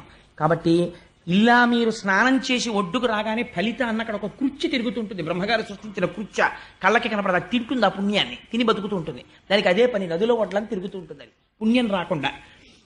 పుణ్యం రాకుండా మీ పుణ్యాన్ని తినేసేటటువంటి కృత్య మీరు నదులలో స్నానం చేసినప్పుడు మీకు ఆ శ్లోకాలు తెలియవు, మీకు ఆ మంత్రాలు తెలియవు. తెలియకపోయినా మీరు ఒక క్షేత్రాన్ని దర్శనం చేసి విడిచిపెట్టేసే ముందు కపర్ది అన్నారనుకోండి, శంకరుడి జటాజూటం తలుచుకుని నమస్కారం చేస్తే మీరు వెళ్ళినటువంటి ఆ క్షేత్ర ఫలితమును కృత్యం ముట్టుకోలేదు, మీ పుణ్యం మీకే ఉంచుతాడు. ఇప్పుడు ఇది పవిత్రమా అపవిత్రమా? ఆయన జుట్టు ఇంతటి పవిత్రత కలిగినటువంటి జటాజూటం. కాబట్టి వితతస్రస్తకేశుండు అని ఇన్ని మాటలని ఆ కర్ణం ఒక మాట అన్నాడు, అశివుడు. అసలు శివుడు ఏమిటి అయినా? అశివుడు అన్నాడు. మంగళప్రదుడు కానివాడిలా పైకి కనపడతాడు, కానీ ఆయన చేసేవన్నీ మంగళాలే. పైకి అమంగళంగా కనపడతాడు, కానీ అన్ని మంగళప్రదమైన పనులే చేస్తాడు. అశివుడైన ఇతనికి శివుడను ప్రమాదమిట్లు కలిగే అని ఇన్ని మాటలంటే నిజంగా మంగళం చేసేవాడే కాబట్టే, అంత మహాజ్ఞాని కాబట్టి ఇన్ని అన్న తర్వాత తిరగబడిపోయాడు అనుకోండి శివుడు కూడా. అప్పుడు ఇంకా మీకు శివుడిని పట్ల నింద స్తోత్రం ఎలా అవుతుంది? అందుకే ఆయన ఏమీ అనలేదు, అలా నవ్వుతూ కూర్చున్నాడు అంతే. దూషణ భూషణ రెండూ ఒక్కలాగే ఉంటాయి వాళ్ళకి. అలా ఉండగలగడం చాలా గొప్ప విషయం అండి. దీనుల ఎడల దీనులు ఒక ఎక్స్ట్రీమ్, తనని ద్వేషించి మాట్లాడేటటువంటి వారి పట్ల, ఇద్దరి పట్ల, పూజనీయత పట్ల, దీనుల పట్ల ఏకకాలమునందు సమానంగా ఉండగలిగినటువంటి లక్షణము కేవలము బ్రహ్మమునకుంటుంది, బ్రహ్మమును అనుభవించిన వాడికి ఉంటుంది. ఇదో చిత్రమైనటువంటి విషయం. ఎందుకంటే ఎప్పుడో రమణాశ్రమంలో రమణులకు ఏదో ఉత్సవం చేసినప్పుడు ఇప్పుడు పెద్ద పెద్ద వాళ్ళందరూ వచ్చి ముందు భోజనం చేస్తారని అనౌన్స్ చేశాడు ఆశ్రమం సెక్రటరీ గారు. అదేంటి బైరాగులు వాళ్ళు బయట కూర్చున్నారు భోజనానికి, బైరాగులకి తర్వాత పెడతారు, ముందు పెద్దవాళ్ళందరూ భోజనం చేస్తారన్నారు. హైకోర్టు జడ్జీలకి పెద్ద పెద్ద వాళ్ళకి పంక్తేశారు. వాళ్ళతో పాటు మొదటి వరుసలో రమణ మహర్షిని కూర్చోబెట్టాలని రమణు లేరని వెతుకుతుంటే గేటు బయట బైరాగుల్లో ఈయన వెళ్ళి కూర్చునుంటే సెక్రటరీ గారికి ఎవరో చెప్పారు అక్కడ కూర్చున్నారండి ఆయనని. పరిగెత్తుకుంటూ వెళ్ళి దేవుడు భగవాన్ ఇక్కడ కూర్చున్నారన్నారు. బైరాగులకు తర్వాత అన్నారు కదా, అందుకని నేను ఇక్కడ కూర్చున్నానన్నారు. ఎంత ఆశ్చర్యం చూడండి. రేపు వస్తారే తత్వవిధానంద సరస్వతి మహారాజ్, ఆయన్ని నేను అపర సుఖ బ్రహ్మ అని ఎందుకన్నానో తెలుసా అండి? అనవసరంగా నేను ఎవరిని పొగడను. తెగడకుండా ఉండేటటువంటి అదృష్టం నా నోటికి ఈశ్వరుడిచ్చి నన్ను ధన్యుణ్ణి చెయ్యాలి. ఎందుకన్నానంటే మీరు తత్వవిధానంద సరస్వతి మహారాజుని భిక్షకి పిలిచి, అయ్యా నాకేం లేదండి సైకిల్ మీద వచ్చానంటే, అయ్యా దానికే ఉందండి రండి సైకిల్ ఎక్కేద్దాం, సైకిల్ ఎక్కి వచ్చేస్తారు. వచ్చేసి మీ ఇంటికి వచ్చి మీరు ఏ కు అన్న మాట కూడా రానివారు. అసలు ఆయనకి కులము అన్న మాటే లేదు. ఎవరెవరివ్వండి, ఆయన భిక్ష పెట్టినప్పుడు ఈశ్వరుడు పెట్టాడు అంతే. అందరితో కలిసి అందరూ చూస్తుండగానే భిక్ష స్వీకరిస్తారు. నిన్నటి రోజున మీరు చూశారు కదమ్మా మా ఇంట్లో. తప్పించి ఆయనకి చాటు మాటు గోప్యం అలాంటివి ఏమి ఉండవు. అందరితో పాటు తింటారు. బ్రహ్మం ఏం తింటోందో నేను అది తింటున్నాను, ఈశ్వరుడు తింటున్నాడు అంతే, నేను తింటలేదు. అంత ఈశ్వర భావనతో ఉంటారు. ఒకరిని పిలవలసి వస్తే అసలు సాధారణంగా పేర్లు కూడా ఉపయోగం, మహాత్మా అని పిలుస్తూ ఉంటారు. ఇది బ్రహ్మమునందు రమించడం. నేనైతే యథార్థంగా ఏమనుకున్నానో తెలుసా అండి? తత్వవిధానంద సరస్వతి కాకినాడ 4 రోజులు ఇంత అమెరికా పర్యటన చేసి రావడం అన్నది కేవలం ఒక మిష. అసలు తత్వవిధానంద సరస్వతి మహారాజ్ ఈ ఊరు రావడం వెనకాతల కృష్ణ భగవానుని యొక్క కటాక్షం ఉంది అని అనుకుంటున్నాను. ఎందుకనంటే రేపు భీష్మ ఏకాదశి పర్వదినం నాడు తెలిసో తెలియకో నా బిడ్డలందరూ భాగవతం వింటున్నారు. భీష్మ ఏకాదశి నాడు మధ్యాహ్నం వారి దర్శనం ఇప్పించాలి, వారి అనుగ్రహ భాషను ఇప్పించాలి అనే ఈశ్వరుడు వారిని రప్పించాడు. రేపటి రోజున మనకి దర్శనం ఇస్తున్నారు. ఎవ్వరూ విడిచిపెట్టకండి. గంగా స్నానం కన్నా పవిత్రం వారి దర్శనం. తప్పకుండా అందరం కలిసి విష్ణు సహస్రనామ స్తోత్రం చేసి వారి దర్శనం చేసుకుని వారి అనుగ్రహ భాషణాన్ని విందాం. అందుకని రేపటి రోజున మనకి జరగబోతున్న దర్శనం సుఖబ్రహ్మ దర్శనమే, నాకేం అనుమానం లేదు అందులో. సో నేను ఎందుకు ఈ మాట చెప్పానంటే, ఉగ్ర పరేత భూ నికేతనుండు ఇన్ని మాటలు వాడి అశివుడైన ఇతనికి శివుడను ప్రమాదం ఎట్లు కలిగే. వాళ్ళకంటే లోపల ఒకటి దాచుకోవడం, బయటకు ఒకటి ఉండడం ఉండదు. ఎంత గోప్యం లేకుండా, ఎంత చక్కగా అరమరికలు లేకుండా కలిసిపోయి ఉంటారు. అలా ఉండడం ఒక్క బ్రహ్మజ్ఞానికి మాత్రమే సాధ్యమవుతుంది. అటువంటి శంకరుణ్ణి పట్టుకుని ఇన్ని మాటలు అన్నాడు. ఆయన ఏం మాట్లాడలేదు, కోపం వచ్చేసి అన్నాడు, ఇన్ని మాటలన్నా నువ్వు పలకలేదు, లేవలేదు, నమస్కరించలేదు, కాబట్టి నిన్ను శపిస్తున్నాను. ఇవ్వాల్టి నుంచి జరిగేటటువంటి యజ్ఞయాగాది క్రతువుల యందు నీకు హవిర్భాగము లేకుండుగాక అని శపించాడు. ఈశ్వరుడికి హవిర్భాగం లేనప్పుడు ఇంకా యజ్ఞం ఏమిటి, యాగం ఏమిటంటే అది యజ్ఞయాగాదులు అనిపించుకుంటాయా అవి? అదో అజ్ఞానం అంతే. కాబట్టి తన పరిధిని దాటిపోయి నీకు యజ్ఞములందు హవిస్సునందు భాగము లేకుండుగాక అని శపించి అక్కడి నుంచి కదిలిపోయి మంచి వేగంతో విస్సురుగా లేచి ఇంటికి వెళ్ళిపోతే అప్పుడు కూడా శంకరుడు ఏమనలేదు. అది విచిత్రం. ఇంత కోప్పడితే, ఇంత శపిస్తే ఏమీ అనలేదు, అలా ఊరుకున్నాడు. అగ్నిహోత్రానికి తగులుతుందండి. మీరు అగ్నిహోత్రంలోకి పట్టుకెళ్ళి దిక్కుమాలిన అగ్నిహోత్రాన్ని కొబ్బరి చెప్పు పెట్టి కొట్టారనుకోండి, కొబ్బరి చెప్ప కాలిపోతుంది అంతే. తప్పించి దానికేమవుతుంది? అది రగిలిపోతున్న బ్రహ్మం, అది దానికి శాపమేం తగులుతుంది? అది అర్థం చేసుకోలేకపోయాడు, తను పాడైపోతాడని తెలుసుకోలేకపోయాడు.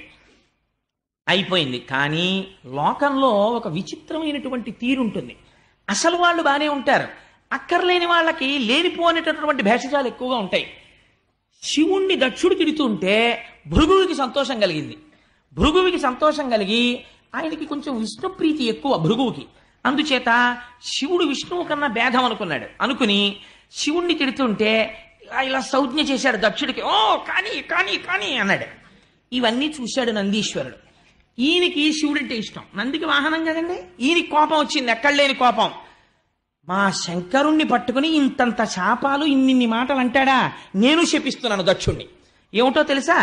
దక్షుడు ఇవ్వాల్టి నుంచి సంసారమునందు పడిపోవుగాక, భార్య యందు రమించుగాక, కామమునకు వశుడగుడుగాక, ఆహారము మధురమైన ఆహారములు తినడం, రకరకములైన ఆహారములు తినడమును ఎందు వ్యగ్రత కలుగుగాక, వేదము చేత ప్రతిపాదింపబడినటువంటి పూర్వభాగమునందున్న కర్మయందు లంపటుడగుగాక, దక్ష ప్రజాపతిని అనుసరించిన వాళ్ళకి కూడా కర్మలు తప్ప నివృత్తి మార్గమునందు ఆసక్తి కలుగుకుండుగాక, వారికి మోక్షము రాకుండుగాక, నిరంతరము కర్మ పుణ్యము, మళ్ళీ సుఖము, మళ్ళీ అనుభవించడం, మళ్ళీ జన్మ, ఇలా వాళ్ళు జన్మ చక్రమునందు తిరుగుతుందురుగాక అని ఇన్ని శాపాలు నందీశ్వరుడు ఇచ్చేశాడు.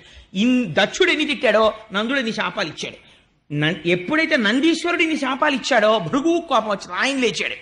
ఎలా అయిపోతుందో చూడండి సమాజం, ఎలా అయిపోతుందో చూడండి ప్రపంచం. దక్షయజ్ఞం మనకి నేర్పుతుంది. ఇందులో అసలు విష్ణు స్వరూపం కానీ శివస్వరూపం కానీ ఏమైనా మాట్లాడుతున్నాయా? ఏమీ లేదు, నవ్వుతూ కూర్చున్నారు వాళ్ళు. ఆయన రాలేదు, ఈయన మాట్లాడలేదు. పోనీ నందీశ్వరుని శహబాష్ బలే చేసేవారో బాబు, నేనేం అనలేకపోయాను కానీ అనలేదు. అది విచిత్రం. ఆయన అలాగే ఉన్నాడంతే.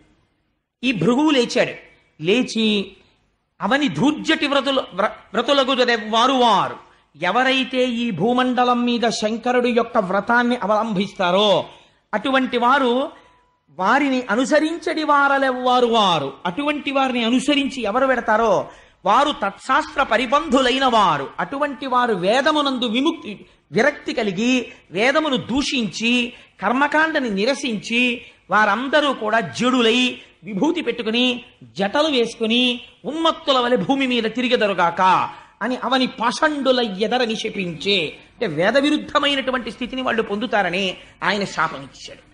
భృగువు ఇటు శపించాడు, నందీశ్వరుడు అటు శపించాడు.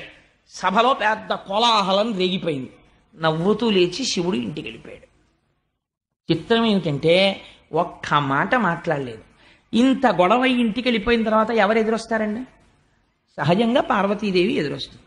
పార్వతీదేవి ఎదురొచ్చిన తరువాత శంకరుడు ఏమనాలి? ఇవాళ సభలో ఎంత అల్లరైందో తెలుసా, మీ నాన్నగారు నన్ను ఏమన్నారో తెలుసా అని జరిగిందంతా చెప్పాలి కదా పార్వతీదేవికి. ఆయన అసలు చెప్పలేదు. అంటే ఎందుకు చెప్పలేదండి? ఇక్కడికి వెళ్ళలేదు. ఇక్కడికి ఏది విడుతుందో అది కదా మనం చెప్తాం. ఆఫీస్ నుంచి ఇంటికి వస్తూనే ఈశ్వరి నీకు మంచి వార్త చెప్తాను, ఇలా రండి, ఉండండి బాబు కాఫీ పెడుతున్నానంటే పెడదగాలి దిక్కు మళ్ళీ కాఫీ ఇలారా, నీకు మంచి విషయం చెప్తాను. ఎప్పుడు పిలుస్తావు? ఇక్కడ నీకు ఏదో ప్రవేశించింది, అది చెప్పేయాలని సంతోషం, అందుకని పిలుస్తావు. కానీ ఆయన అసలు ఏమీ చెప్పలేదు. అంటే మామగారు ఇన్ని మాటలన్నా ఆయనకి లోపలికి వెళ్ళలేదు. ఆయన భక్తు భర్గుడు, ఆయనకి ఎందుకు ఎడుతుంది, ఆయనకి వెళ్ళలేదు. కానీ కొన్నాళ్ళు అయిపోయింది. దక్షుడు మాత్రం కక్ష వదిలిపెట్టలేదు. ఎలాగైనా సరే అవమానించాలి రుద్రుణ్ణి. ఎందుకు అవమానించాలి? నేను ఇన్ని మాటలు అన్నాను, కనీసం మా అమ్మాయికి వెళ్ళి చెప్పలేదు, మా అమ్మాయి ఫోన్ చేయలేదు, నాన్నగారు మీరు ఇలా అన్నారు. కానీ అంటే ఫోన్ చేయలేదంటే ఆ రోజుల్లో ఫోన్లు ఉన్నాయా అని కాదు, వాళ్ళ అమ్మాయి అన్నట్టు, వాళ్ళు బాధపడినట్టు, వాళ్ళు కొంచెం చిన్నబుచ్చుకున్నట్టు ఎవరూ చెప్పట్లేదు. ఆయన పూర్వంలాగే హాయిగా సాయంకాలం ఎప్పటికి ఇంటికి వెళ్ళిపోయాడండి. మళ్ళీ మొదలెట్టేశాడు డాన్సు. జటాటవీ గలజ్జల ప్రవాహ పావిత స్థలే గలేవలం జలంబితాం భుజంగతుంగ మాలికాం ఢమడ్ఢమడ్ఢమర్ నినాదమడ్డవర్వయం చకార చండ తండవంతనోతున శివ శివం అని మళ్ళీ నాట్యం చేసేస్తున్నాడు. తన పనిలో తానున్నాడు, హాయిగా జ్ఞానబోధ చేస్తున్నాడు. మీరు నోరు వేసుకొని అలా తిట్టారా, భృగు తిట్టాడు, నంది తిట్టాడని పట్టించుకునేది రాత్ర బాగున్నాడు అంతే. ఆయన పనిలో ఆయన ఉన్నాడు అన్నారు. ఇప్పుడు మళ్ళీ అలా కాదరా, ఏదో ఒకటి చెయ్యాలి అవమానించడానికి. కాబట్టి ఇప్పుడు ఒక కొత్త వ్రతం ఒకటి మొదలుపెట్టాడు. దాన్ని ఒక నిరీశ్వర యాగం, అంటే నేను శంకరుడికి హవిర్భాగములు లేని యాగం చేస్తాను. ఇప్పుడైనా సరే బయటకు వస్తాడు కదా, కోపం వచ్చి చూస్తాను ఏం చేస్తాడు అని ఒక యాగం తలబెట్టి అందరికీ ఆహ్వానాలు పంపించాడు, శుభలేఖలు పంపించి అందులో దానికి ఒక పేరు పెట్టాడు. ఏమనో తెలుసా అండి? బృహస్పతి వసనము అని పేరెట్టాడు. దాని పేరు పెట్టేది చేస్తున్నాను. దాని ముందు వాజపేయం చేశాడు. చేసి ఒక యాగం చేస్తే దానికి అందరూ బయలుదేరి పెడుతున్నారు. ఋషులు వాళ్ళు వెళ్ళకపోతే ప్రజాపతులకు అధిపతి ఏం చేపిస్తాడో. చేస్తున్న యాగం మామూలుగా చేయట్లేదు, అవతల వాళ్ళ మీద కక్షతో చేస్తున్నాడు యాగం. ఎవరొచ్చారో ఎవరు రాలేదో బాగా పట్టించుకోవడం. ఎందుకని పార్టీలు బయటకు వస్తాయి ఇప్పుడే, అందుకని బాగా చూస్తాడు. ఈ అలవాటు ఇంతకు ముందుంది ఆయనకి. సభలో చూశాడు, చూసి శంకరుడు లేవలేదనే ఇంత అల్లరి మొదలెట్టాడు. యాగం రావడానికి అదో కారణం.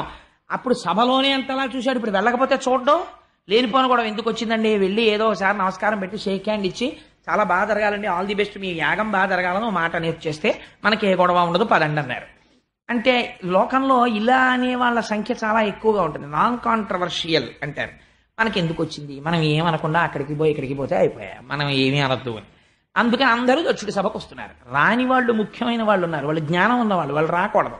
అందుకని శ్రీ మహావిష్ణువు రాలేదు, చతుర్ముఖ బ్రహ్మగారు రాలేదు, వాళ్ళిద్దరు రాలేదు.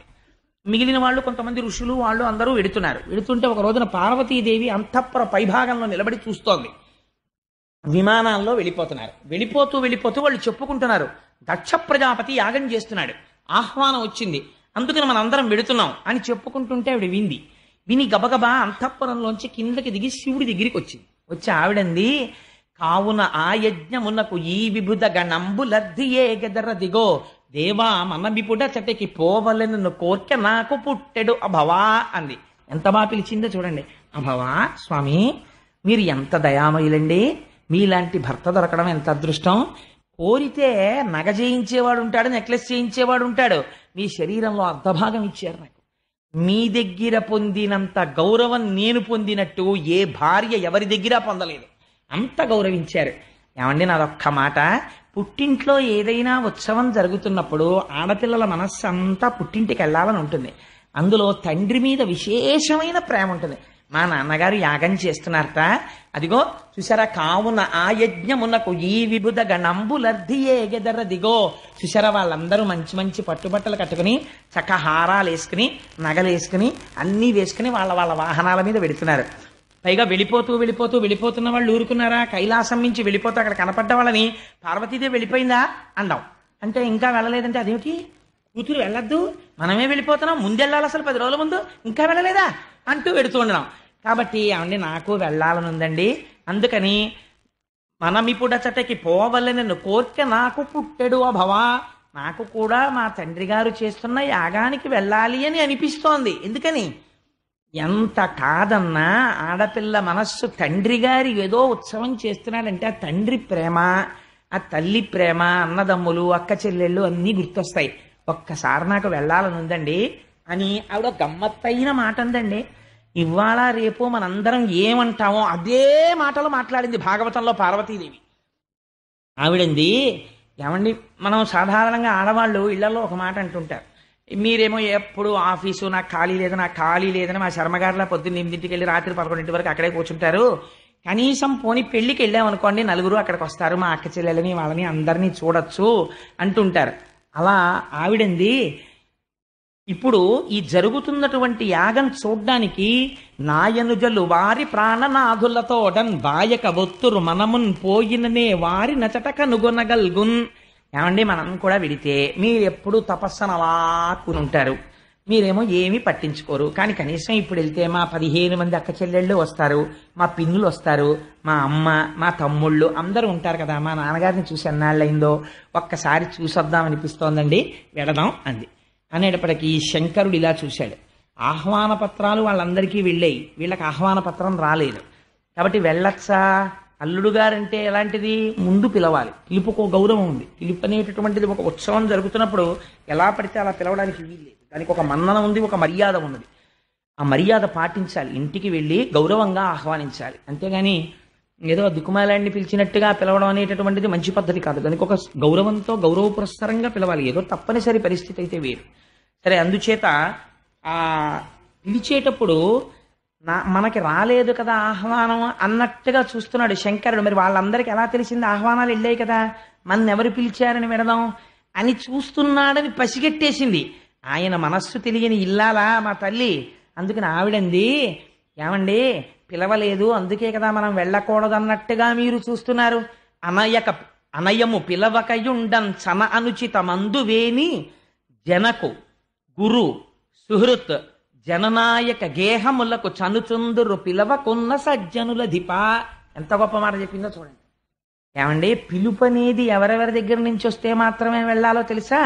మిగిలిన వాళ్ళు పిలిస్తే వెళ్ళాలి, కానీ కొంతమంది పిలవకపోయినా వెళ్ళి తీరాలి. అలా ఎవరెవరిళ్ళకి వెళ్ళాలో తెలుసా? అనయము పిలవకయుండన్ చన అనుచిత మందువేని. పిలవకుండా మనం ఎలా పెడతాం పార్వతి అంటారేమో స్వామి.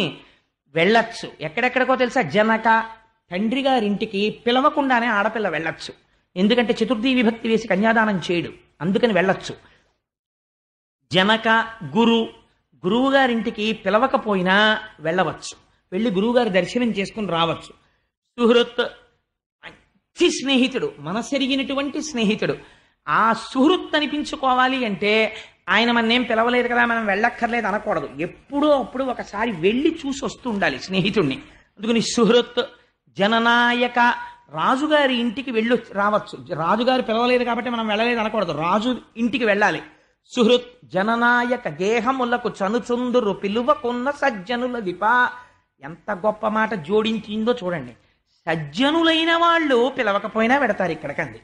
అంటే ఇప్పుడు వెళ్ళకపోతే పిలుపు లేదని నువ్వేమైపోతావు, కాబట్టి మనం వెళ్ళొచ్చు అండి. ఆవిడ తెలివి తక్కువదండి, ఆవిడ మహాతల్లి, ఆవిడ సాక్షాత్తు విద్యాస్వరూపిణి. శంకరుడు తక్కువడా? ఆయన అన్నాడు, పార్వతి నువ్వు చెప్పినది యథార్థమే. పుట్టింటికి పిలుపు లేకపోయినా కూడా ఉత్సవం జరుగుతున్నప్పుడు ఆడపిల్ల వెళ్ళవచ్చు, ఆ అధికారం ఉంది. కానీ నేను కూడా ఒక మాట చెప్తాను విను. కుటిల బుద్ధులైన కుజనుల ఇండ్లకు ఆర్యులే గవారనాదరమున పమలు ముడులు వేయిచి భూరిరోషాక్షులై చూతురది యుగాక సుదతి వినుము. ఎంత గొప్పగా చెప్పాడండి నిజంగా. కుటిల బుద్ధులైన కుజనుల ఇండ్లకు ఆర్యులే గవారనాదరమున. కొంతమంది పుట్టుకతో విద్య ఉంటుంది, ఐశ్వర్యం ఉంటుంది, రూపం ఉంటుంది, పాండిత్యం ఉంటుంది, అన్నీ ఉంటాయి. లేనిదేది అంటే అటువంటి వారి దగ్గర ఉండవలసినటువంటి ప్రేమ ఉండదు, ఉండవలసినటువంటి సుహృద్భావం ఉండదు. ఎప్పుడూ వైషమ్యాన్నే చూస్తుంటారు. అవతల వాణ్ణి ఎలా కించపరిచి మాట్లాడదామా అనే చూస్తారు, గుణములు చూడరు. సందర్భం వచ్చింది కాబట్టి నీకు చెప్పేస్తున్నాను పార్వతి. ఇతపూర్వం మీ తండ్రి గారు నన్ను ఒక సభలో అవమానం చేసి మాట్లాడారు, బాణముల వంటి మాటలు ప్రయోగం చేశాడు. దానికి అంతటికీ కారణం ఏమిటి? నేను లేచి నిలబడలేదు అని ఆయన అనుకున్నాడు. కానీ అసలు జరిగిన యథార్థం నేను చెప్తాను విను పార్వతి అన్నాడు. మీరు ఎప్పుడైనా పురాణంలో చూడండి, అసలు పార్వతీదేవికి చెప్పనిది శంకరుడు బయట చెప్పడు. పార్వతీదేవి అడుగుతుంది మనందరి తరపున, పార్వత్యువాచ అని పార్వతీదేవి అడుగుతుంది. అప్పుడు శంకరుడు దానికి జవాబు చెప్తాడు. శ్రీరామ రామ రామే తిరమే రామే మనోరమే. అది కూడా అలాగే వచ్చింది శివుడు చెప్తేనే. జ్ఞానం అంతా శివుడి వైపు నుంచే వస్తుంది లోకంలోకి. అందుకని ఇప్పుడు నీకు ఒక నిజం చెప్పేస్తున్నాను.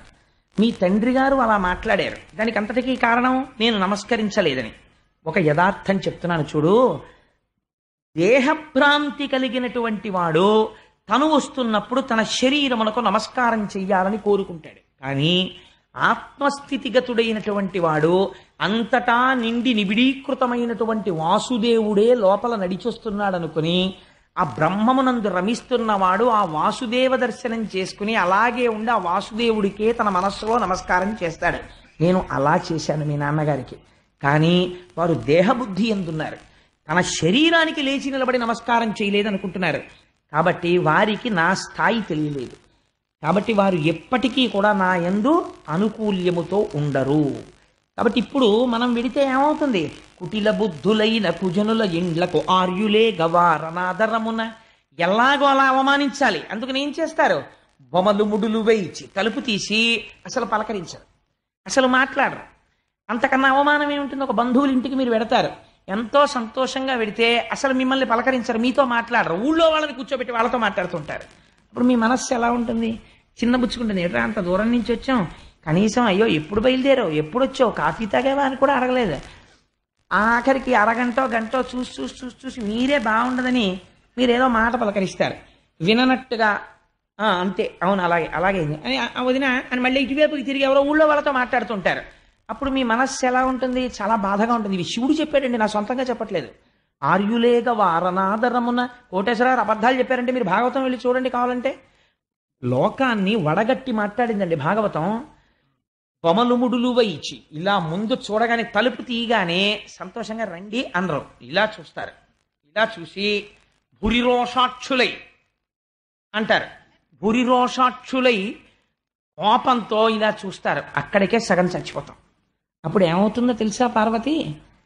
పైగా అదియుగా అకసుదితి ఇదియు వినుము, ఇంకా జరిగేది ఏమిటో నేను చెప్తాను విను. వాళ్ళు ఎంత దారుణమైన మాట మాట్లాడతారు, ఎంత అవమానిస్తారంటే దాని వలన రాత్రి నిద్ర పట్టదు. ఇంటికొచ్చి నీ ఇంట్లో నీ మంచం మీద నువ్వు పడుకుంటే ఆ మాటలే శూలాల్లా గుచ్చుకుంటుంటే నిద్రపోక కన్నులంబట నీరొస్తుంది. కాబట్టి బంధువైనా సరే ఆదరణ లేనివాడైనప్పుడు వాడు ఎంత గొప్పవాడైనా వాడి గడప తొక్కకుండా ఆర్యులు ఉండవచ్చు. అంతకన్నా దూరపు బంధుత్వం ఉన్న వాళ్ళ ఇంటికి వెళ్ళు, దగ్గర బంధుత్వమైన వాళ్ళ ఇంటికి వెళ్ళక్కర్లా. ఎందుకు వెళ్ళక్కర్లా? వాళ్ళకి మర్యాద తెలియదు, ప్రవర్తన తెలియదు, అందుకని వెళ్ళక్కర్లేదు నువ్వు. ఆర్యులే, ఇది భాగవతం చదువుకున్నవాడైతే అలా వెళ్ళకపోతే వాడు ఎందుకు తప్పు పట్టడానికి వీల్లేదు. వీడు మా ఇంటికి రాడు అక్కడికి వెడతాడే అని అడగడానికి వీల్లేదు. నీ ప్రవర్తన మార్చుకో, వాడు వస్తాడు నీ ఇంటికి. ఈ శంకరుడు చెప్పిన తీర్పు. అందుకని నా సొంత అన్నదమ్ముడు ఒక ఊరిలో ఉండి, అన్నదమ్ముడైతే మళ్ళీ నీతి వేరు. తనకి పెదతండ్రి పినతండ్రి పిల్లలు ఉన్న ఊళ్ళోనే దూరబంధువు ఉన్నారనుకోండి, పెదతండ్రి పినతండ్రి పిల్లలకి మర్యాద తెలియనప్పుడు నువ్వు దూరబంధువు ఇంటికి వెళ్ళొచ్చు, తప్పులేదు. ఎందుచేత? కుటిల బుద్ధులైన కుజనుల ఇండ్లకు వార్యులే కవారనాదరమున, బొమలు ముడిలు వేయిచి భూరిరోషాక్షులై చూతురదియు కాక ఇది ఇసురతి వినుము. శంకరుడు నిర్దాక్షిణ్యంగా తీర్పు చెప్పాడు. అందుకని మనం వెళ్ళకూడదు పార్వతి. ఇంకొకటి చెప్పనా? ఇను ఉత్కృష్టుండకు దక్షుని సుతలలో ప్రియసుతవైనను నా అనుబంధముచే జనకునిచే పూజబడయ జాలవు తరుణి. నువ్వు దక్ష ప్రజాపతి యొక్క కుమార్తెలలో చాలా ఇష్టమైన పిల్లవి. ఎందుకని? కడగొట్టున 16వ దానిగా పుట్టావు. కలశపాధోరాశి గర్భవీ చిమ తల్లి కడుపారనెవ్వాని కన్న తల్లి అంటారు. తల్లికిట ఆఖరణ పుట్టిన పిల్లలంటే చాలా సంతోషంగా ఉంటుందట, తండ్రికి పైన పుట్టిన వాడంటే ఇష్టం ఉంటుంది, రామాయణంలో చెప్తారు. అందుకని ఆఖరణ పుట్టినటువంటి దానివి కాబట్టి సహజంగా మీ తల్లికి మీ తండ్రి గారికి కూడా నువ్వంటే ఇష్టమే. కానీ నేను చెప్తున్నాను చూడు, నీ యందు ప్రీతి ఉండవచ్చు, కానీ ఇవాళ నువ్వు దక్షుడి కూతురిగా ఆయన చూడడం, నిన్ను అవమానిస్తే నన్ను అవమానించినట్లే అని నా అనుబంధముచే నువ్వు నాకు భార్యవైన కారణం చేత జనకునిచే పూజ బడయ జాలవు తరుణి, నీ తండ్రి గారు నిన్ను పూజించడు. ఆ తర్వాత నువ్వు చాలా బాధపడిపోతావు, మరణ సదృశమైన వేదన పొందుతావు అలాంటి వాళ్ళు ఇళ్ళకెడితే. కాబట్టి వెళ్ళకు, తప్పు లేదని చెప్పాడు. ఆవిడంది, కానీ నాకు వెళ్ళాలని అనిపిస్తోంది అంది. నువ్వు వెళ్ళి రావచ్చు అన్నాడు, నువ్వు వెళ్ళవచ్చు అన్నాడు. ఆయన త్రికాలజ్ఞుడు, ఆయనకి తెలియదండి. అనేసరికి తల్లి గబగబా పక్కన పరమశివుడు రావట్లేదు అన్న బాధతోటే బయలుదేరింది.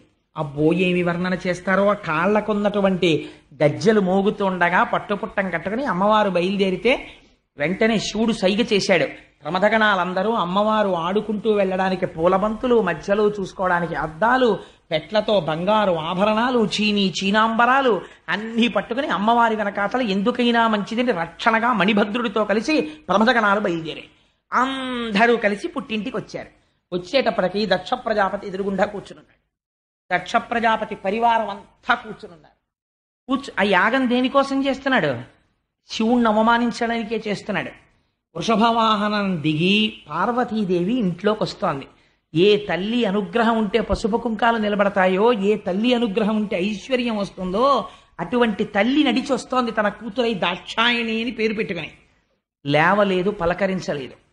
పలకరించకపోతే పోతన గారు అంటారు, ఆ తల్లి ఇంత కష్టపడి వెడితే చనుదించిన యమ్మగువను జననియు సోదరులు తప్ప సభలోని వారెవ్వరు దక్షుని భయము వలన అనయము పలుకరింపరైరి మహాత్మా. కనీసం ఆ దక్ష ప్రజాపతి యొక్క భార్య, అక్క చెల్లెళ్ళు తప్ప, అన్నదమ్ములు తప్ప దక్షుడు ఏమ్మా వచ్చావా అని కూడా అనలేదు. ఇంత ప్రేమగా చూసే తండ్రి అమ్మ నువ్వు వచ్చావా అమ్మ రా అని అనలేదు. ఇది ఇక్కడ భర్తని నిందించాడు. తను వచ్చింది అమ్మ వచ్చావా అని కూతురు మీద ప్రేమ చూపించలేదు. చాలా బాధపడింది. ఆ తల్లి వచ్చింది, పిన్నులు వచ్చారు, అన్నదమ్ములు వచ్చారు, పలకరించారు. సభామంటపంలోకి వెళ్ళింది. ఒక్కళ్ళు ఆవిడ్ని పలకరించలేదు. ఎందుకు పలకరించలేదు? దక్షుని భయము వలన ఎవరు పలకరిస్తే ఏం శపిస్తాడో, అవమానించడానికే కదా చేస్తున్నాడు యాగం. అందుకనే దానిలా తీరా వెళ్ళి ఎంతంత పాపం మూట కట్టుకుంటారో చూడండి. ఎవ్వరూ పలకరించకపోతే ఆవిడ చాలా ఖేదం పొందింది. ఆఖరికి యాగమంటపంలో అమ్మ అలా కూర్చో అని అనలేదు. అనకపోతే మణిభద్రుడు అన్నవాడు చూశాడు. అమ్మవారు ఉగ్రమైన తేజస్సుతో చూస్తోంది, సమస్త బ్రహ్మాండములను కాల్చేస్తుందా అన్నట్లు. ఇప్పుడు చూశాడు. చూసి విచ్చుకత్తులు పైకి తీశారు. సంపవతల పారేస్తాం ఈ దక్షుణ్ణి అన్నారు. అమ్మవారి కోపం. అమ్మవారు వారించింది, సంపకండి అని పిలిచింది. దక్షుణ్ణి ఇలా రా అంది. వచ్చాడు, నిలబడ్డాడు. ఏమిరా నీ అహంకారం? నీ చిత్తం వచ్చినట్టు కూశావా పరమశివుణ్ణి పట్టుకుని? ఇప్పుడు చెప్తున్నాను నీకు ఒక మాట. పరగచితాస్తి భస్మ నృకపాలధరున్ ఉగ్రపరేత భూచరుండని పిశాచయుక్తుడని శర్వున మంగళగాతలంపరెవ్వరున్ మరి అవ్వాక్పతి ముఖ్యులం మహాత్ము పాద సరోజ రేణువులు సమ్మతి దల్పరె మస్తకంబులన్ అని అడిగింది. నువ్వు మాట మాట్లాడితే ఒక మాట చెప్తున్నావని నాకు తెలిసింది. ఎప్పుడు మాట్లాడినా పరగచితాస్తి భస్మ, బూడిద రాసుకుంటాడు, భూతప్రేతాలతో తిరుగుతాడు, శ్మశానంలో ఉంటాడని కారు కూతలు కూస్తున్నావు శంకరుణ్ణి ఉద్దేశించి. నీ హద్దు నువ్వు తెలుసుకున్నావా? నీకెప్పుడైనా తెలుసా ఎందుకు తిరుగుతాడో? శివుడు పైకి ఎంత అమంగళంగా కనపడతాడో లోపల ఎంత మంగళకరుడో ఎప్పుడైనా విచారణ చేశావా? ఓరి చేతకాని చవట, శివుడే అంత అమంగళకరుడైతే అవ్వాక్పతి ముఖ్యులం మహాత్ము చరణ సరోజములన్ సమ్మతి దల్పరె మస్తకంబులన్, ఏ చతుర్ముఖ బ్రహ్మ బొటనవేల్లోంచి నువ్వు పుట్టావో ఆ బ్రహ్మగారు పరమశివుడి యొక్క పాదరేణువుల్ని తల మీద చల్లుకుంటున్నాడు నాకు శక్తి రావాలని. బ్రహ్మగారిని చూసేనా నీకు బుద్ధి రాలేదురా? ఇంకా ఎందుకు మాట్లాడుతున్నావు? శంకరుడి గురించి తక్కువ చేసి ఎందుకు మాట్లాడుతున్నావు? శివ అన్న మాట నోటి వెంట వస్తే కొన్ని కోట్ల జన్మలలో చేసినటువంటి మహాపాతకములు దగ్ధమవుతాయి. అటువంటి శివనామాన్ని పట్టుకుని తక్కువ చేసి మాట్లాడతావా? కవి పుష్పంబగు వగ్ని మంచగు నాకూపారంబ భూమిస్థలంబగు శత్రుండతిమిత్రుడు విషము దివ్యాహారమౌ నెన్నగా అవనీ మండలి లోపలం శివ శివేచ్ఛాభాషణోల్లాసకిన్ శివ నీ నామము సర్వవశ్యకరమౌ శ్రీకాళహస్తీశ్వర అంటాడు దూర్జటి. శివనామం చెప్పుకున్న వాడికి లోటు లేదు. కవి పుష్పంబగు, రాయి కూడా పువ్వు అయిపోతుంది, సముద్రము భూమి అయిపోతుంది, వజ్రము పూలదండ అయిపోతుంది. అంతటి అభయంకరుడై ఎవరి నామం చెప్పుకునే లోకాలన్నీ సంతోషపడిపోతున్నాయో అటువంటి మహాత్ముణ్ణి పట్టుకుని అనరాని మాటలంటావా?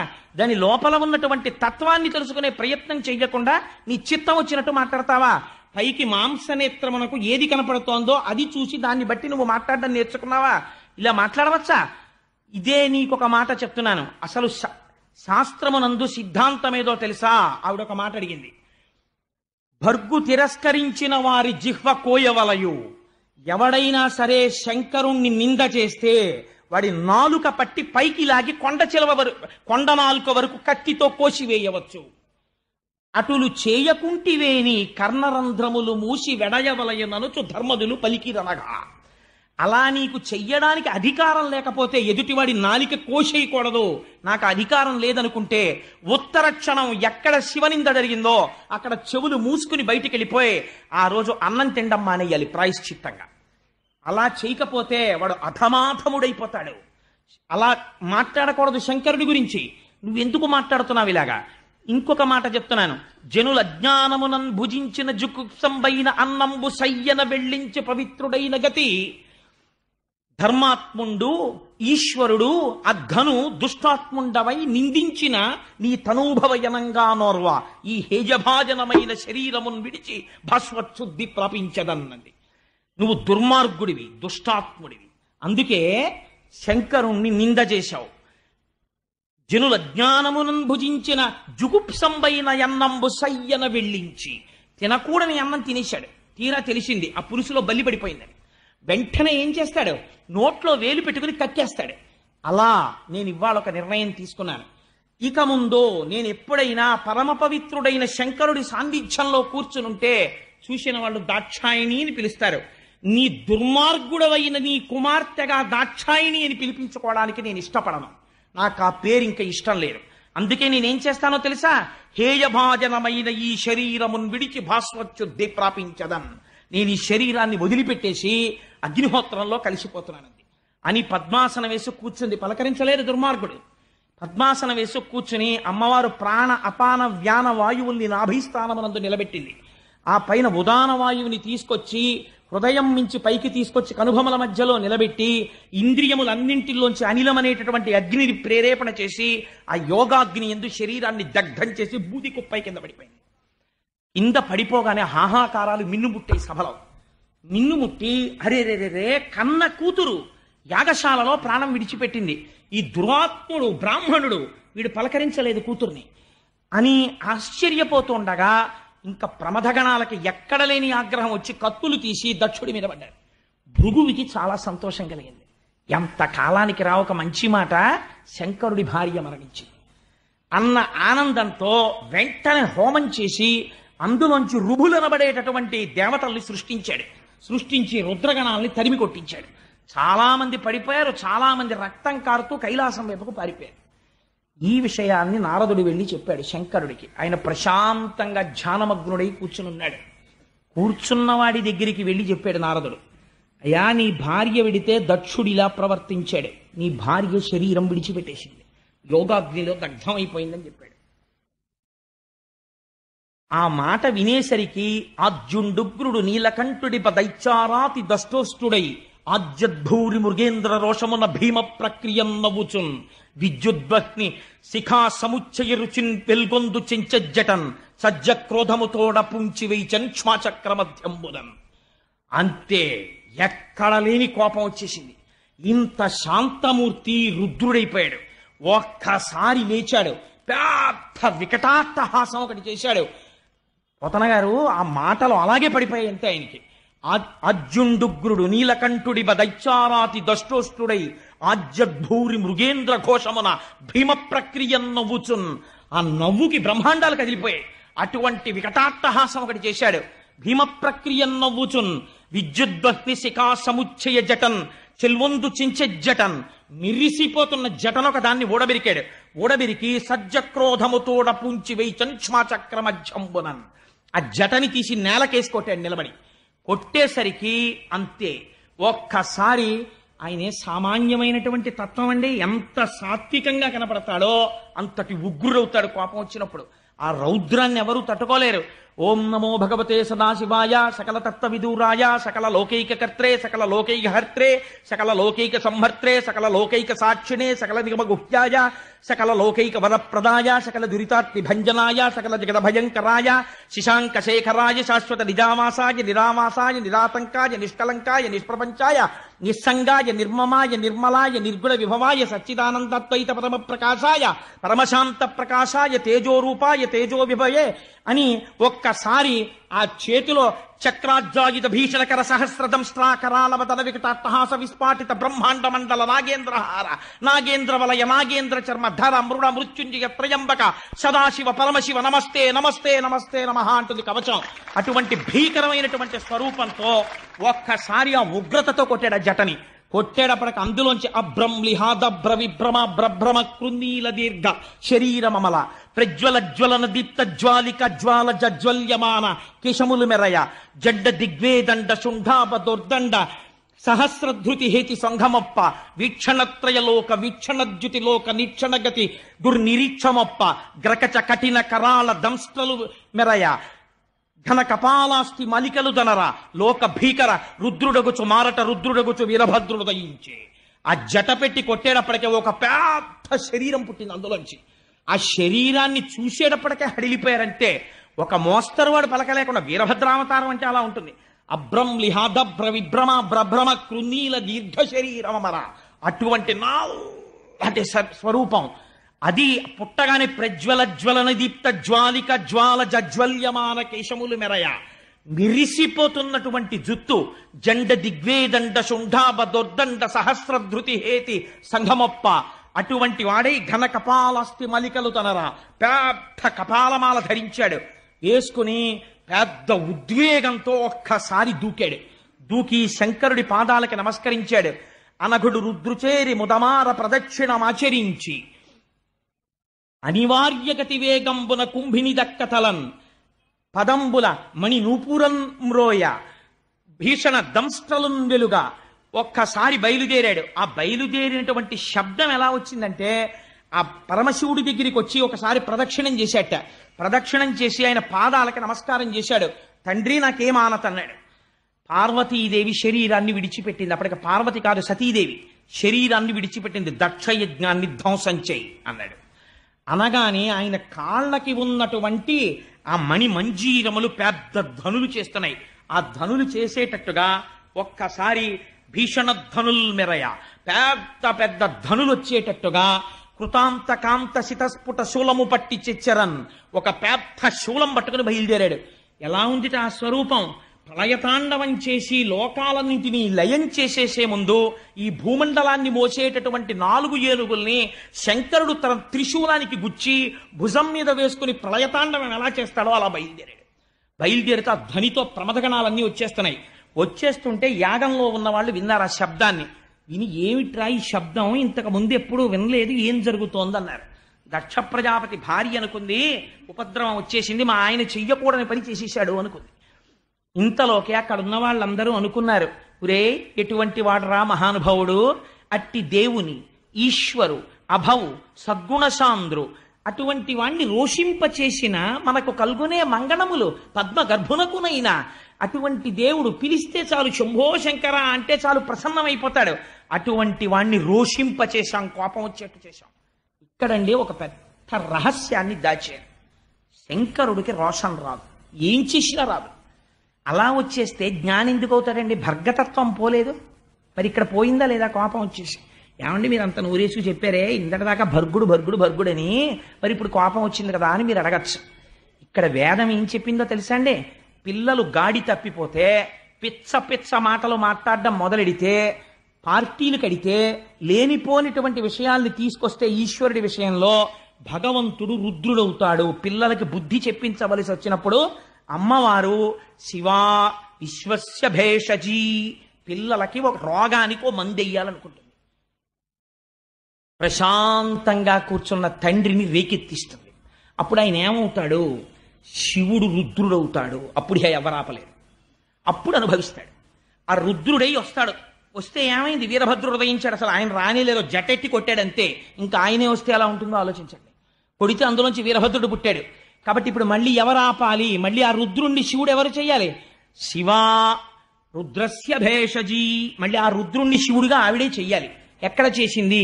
లోకోపకారానికి హాలాహల భక్షణంలో ఆవిడే మళ్ళీ పిల్లల్ని రక్షించడానికి హాలాహల భక్షణం చేయించింది. ఇది అమ్మవారి యొక్క శక్తి. ఈయనతో వీళ్ళకి బుద్ధి చెప్పించాలి అనుకుంది. అందుకు వెళ్ళింది ఆవిడ. మొగుడి మాట వెనక వెళ్ళడం కాదు, వీళ్ళకి ఒక బుద్ధి చెప్పాలి దక్ష ప్రజాపతికి. లేకపోతే ఆవిడికి తెలియకపోవడం ఏంటండి? వెళ్ళి ఆవిడ శరీరం వదిలిపెట్టింది ఇప్పుడు, కానీ లేవడు రుద్రుడు కాడు.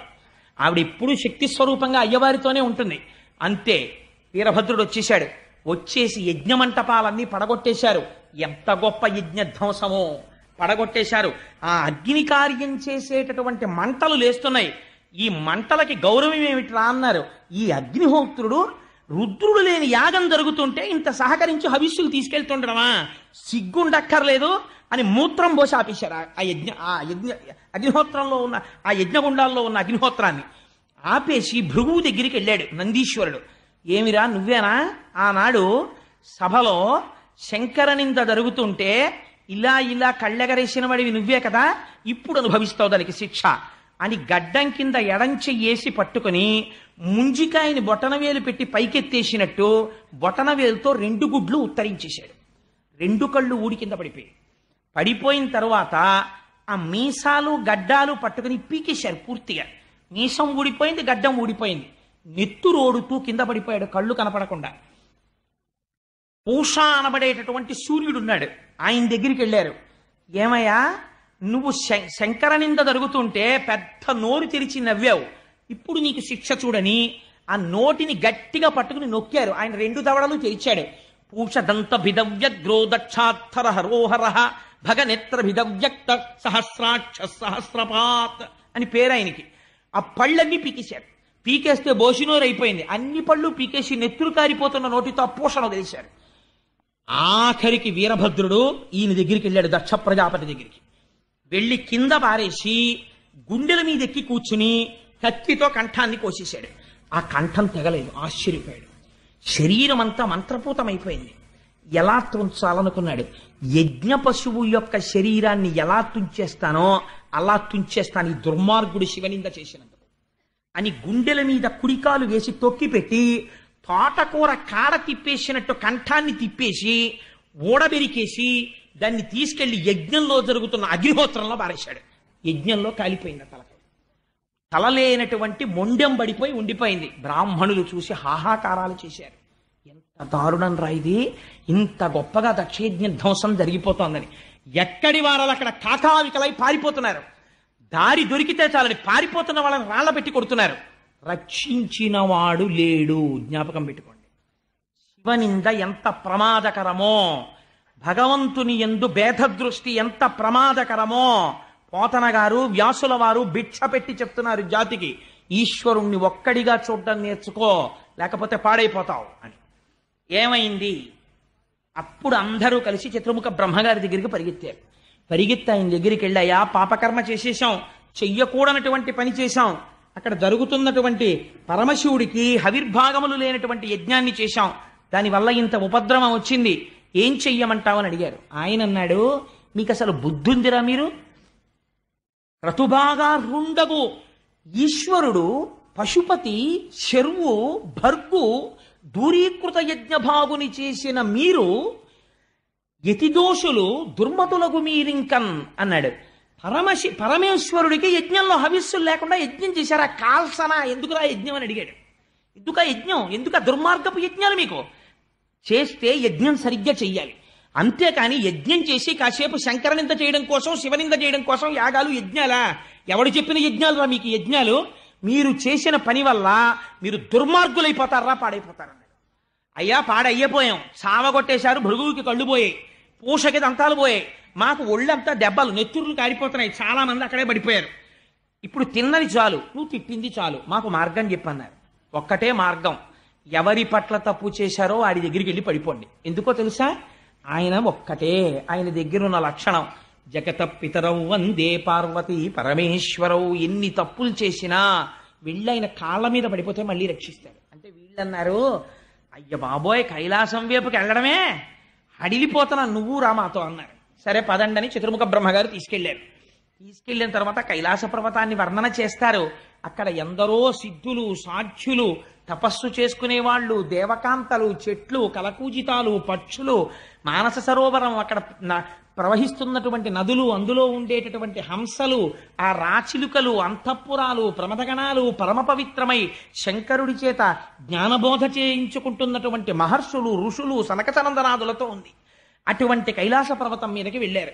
వెళ్ళేటప్పటికీ అత్యంత ప్రశాంత చిత్తుడై ఎట్టి పరిస్థితులలోనూ సూర్యకిరణం పడడానికి వీలు లేనంత పెద్దది పెరిగిపోయినటువంటి ఒక రావి చెట్టు కింద మౌన వ్యాఖ్యా ప్రకటిత పరబ్రహ్మతత్వం యువానం వర్షిస్తాం తే వసదృశిగణైరవృతం బ్రహ్మనిష్టై ఆచార్యేంద్రం కరకలిత చిన్ముద్రమానందరూపం స్వాత్మారామం ముదితవదనం దక్షిణామూర్తిమీడే. ఆయన కుడికాలు మీద ఎడమ పాదం పెట్టుకుని ఎడమ చేతిని తీసుకెళ్లి మోకాలు మీద పెట్టుకుని ఇలా చిన్ముద్ర పట్టి తన చుట్టూ కూర్చున్నటువంటి సనక సనందనాదులందరికీ మౌన వ్యాఖ్యతో జ్ఞానబోధ చేస్తున్నాడు. ఆయన ముఖమునందు ఏమాత్రము రోషము కాని కోపము కాని లేదు. వెయ్యవలసిన శిక్ష వేసేశాడంతే, అక్కడతో అయిపోయింది. వేసేశాడు, కూర్చుని చక్కగా జ్ఞానబోధ మౌనంగా చేస్తున్నాడు. సనక సనందనాది మహర్షులందరూ ఆయన దగ్గర జ్ఞానబోధ తెలుసుకుంటున్నారు. నీకెందుకు వచ్చిన గొడవ, లేనిపోని గొడవ, శివనింద చేయడం. చతుర్ముఖ బ్రహ్మగారు వెళ్ళి పరమశివుడి ముందు నిలబడి స్తోత్రం చేశారు. అయ్యా, పిల్లలు తెలియదు, నీ పట్ల దోషం చేశారు, నువ్వు సాక్షాత్తు పరబ్రహ్మానివి, సృష్టి స్థితి లయ మూడు నీ యందు జరుగుతుంటాయి, తెలియనటువంటి వాళ్ళు ఈ రకంగా నీ పట్ల అపచార బుద్ధితో ప్రవర్తించారు, స్వామి వీరిని క్షమించు, నువ్వెవరో నాకు తెలుసు అన్నాడు బ్రహ్మగారు.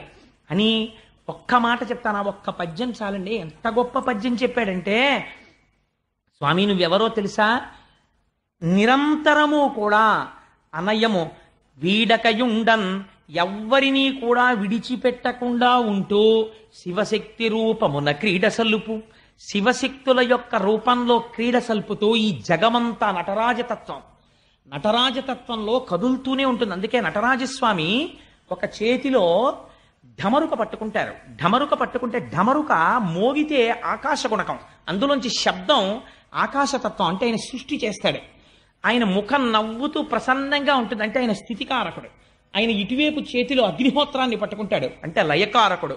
సృష్టి స్థితి లయములు చేస్తూ ఈ పిండాండ బ్రహ్మాండములు అలా కలిసిపోతూనే ఉంటాయి. పంచభూతాల్లోంచి ఇందులోకి పంచభూతాలు వస్తాయి, మళ్ళీ ఇందులోంచి పంచభూతాలు మళ్ళీ బ్రహ్మాండంలోకి వెళ్ళిపోతుంటాయి. ఈ పిండాండ బ్రహ్మాండ నిరంతర సంయోగ క్రియ జరిపించడమే నటరాజతత్వం.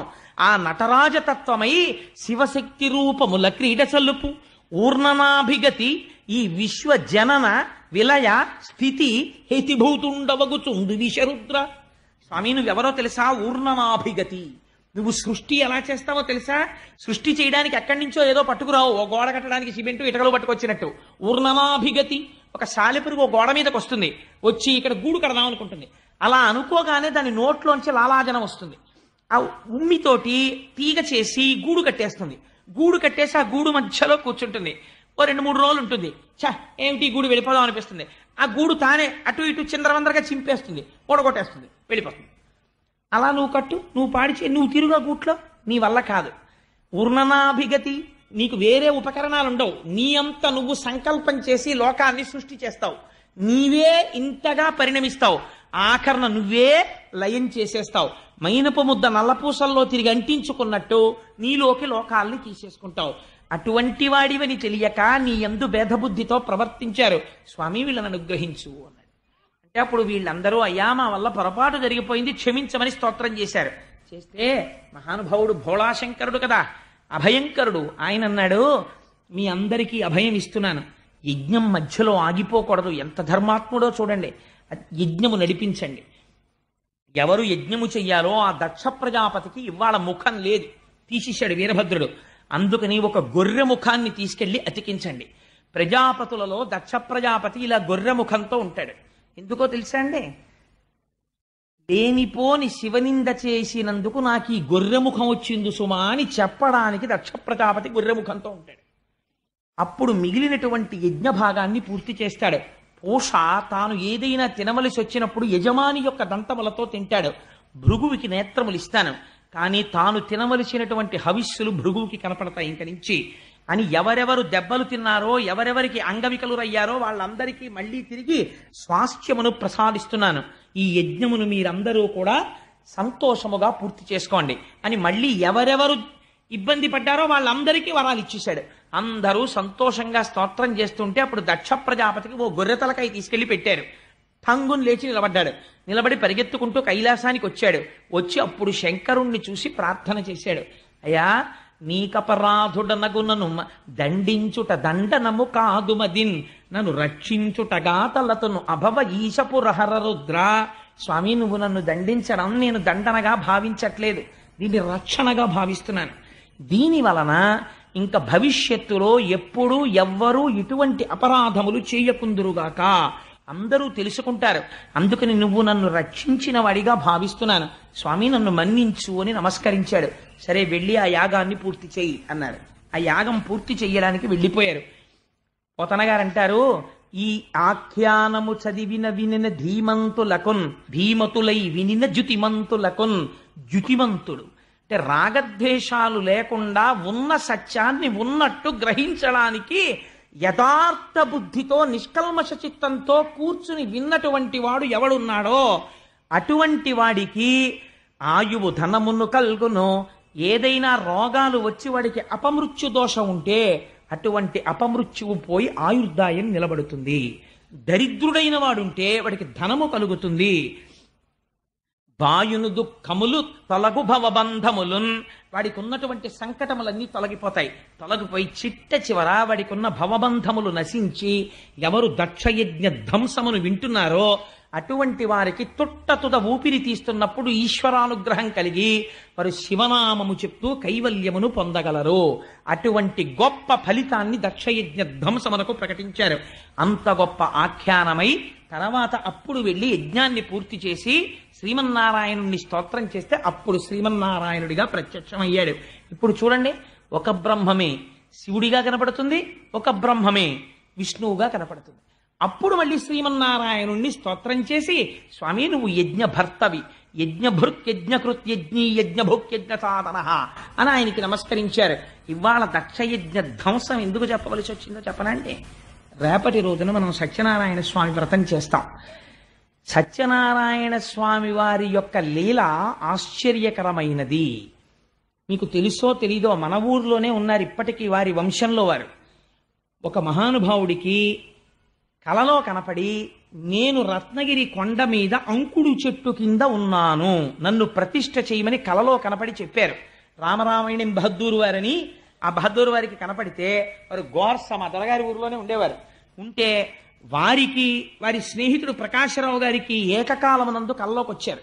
వస్తే రత్నగిరి కొండ ఎక్కడ ఉన్నది అని అప్పుడు వెతికారు. వెతికితే ఇప్పటికీ కూడా గ్రామదేవత ఒక ఆవిడుంది. ఆవిడ కొమరిగిరి పట్టణం నుంచి నడిచి వెళ్ళి అక్కడ వెలిసింది. అమ్మవారు స్వయంగా నడుస్తూ వెళ్ళింది అక్కడికి. అమ్మవారు అక్కడ ఉన్నది ఇప్పటికీ.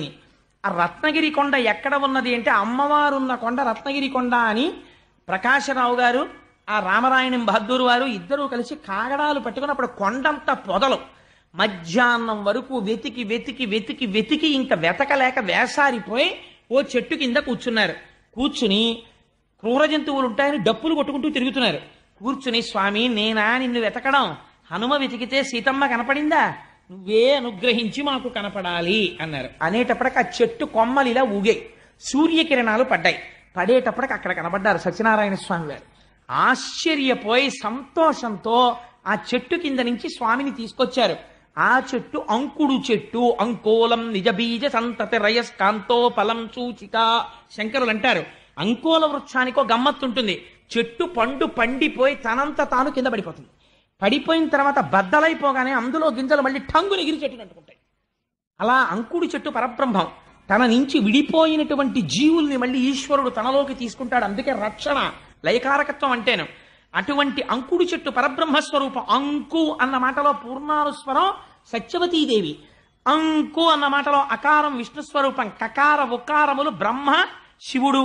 అందుకనే ఇప్పటికీ అన్నవర క్షేత్రంలో ఆ త్రిపాద్విభూతి మహాయంత్రం విష్ణు పంచాయతనంతో ఉంటుంది. లోపల మీరు ధ్వజస్తంభం దగ్గర ప్రదక్షిణం చేస్తే లోపల సూర్యుడు, వినాయకుడు, అంబిక, పరమశివుడు ఉంటారు. పైన ధ్వజస్తంభానికి పైన ఇటుపక్కన శంకరుడు ఉంటాడు. మధ్యలో ఇంతంత మీసాలు పెట్టుకుని ఆయన ఒక్కడే పురుషుడు, మిగిలిన వాళ్ళందరూ ఆయన్ని పొందాలి. గొండు మీసాల వాడు ఉంటాడు అక్కడ సత్యనారాయణ స్వామి. పక్కన అనంతలక్ష్మీ సమేతుడై ఉంటాడు. ఆయనకి వీర వెంకట సత్యనారాయణుడని పేరు.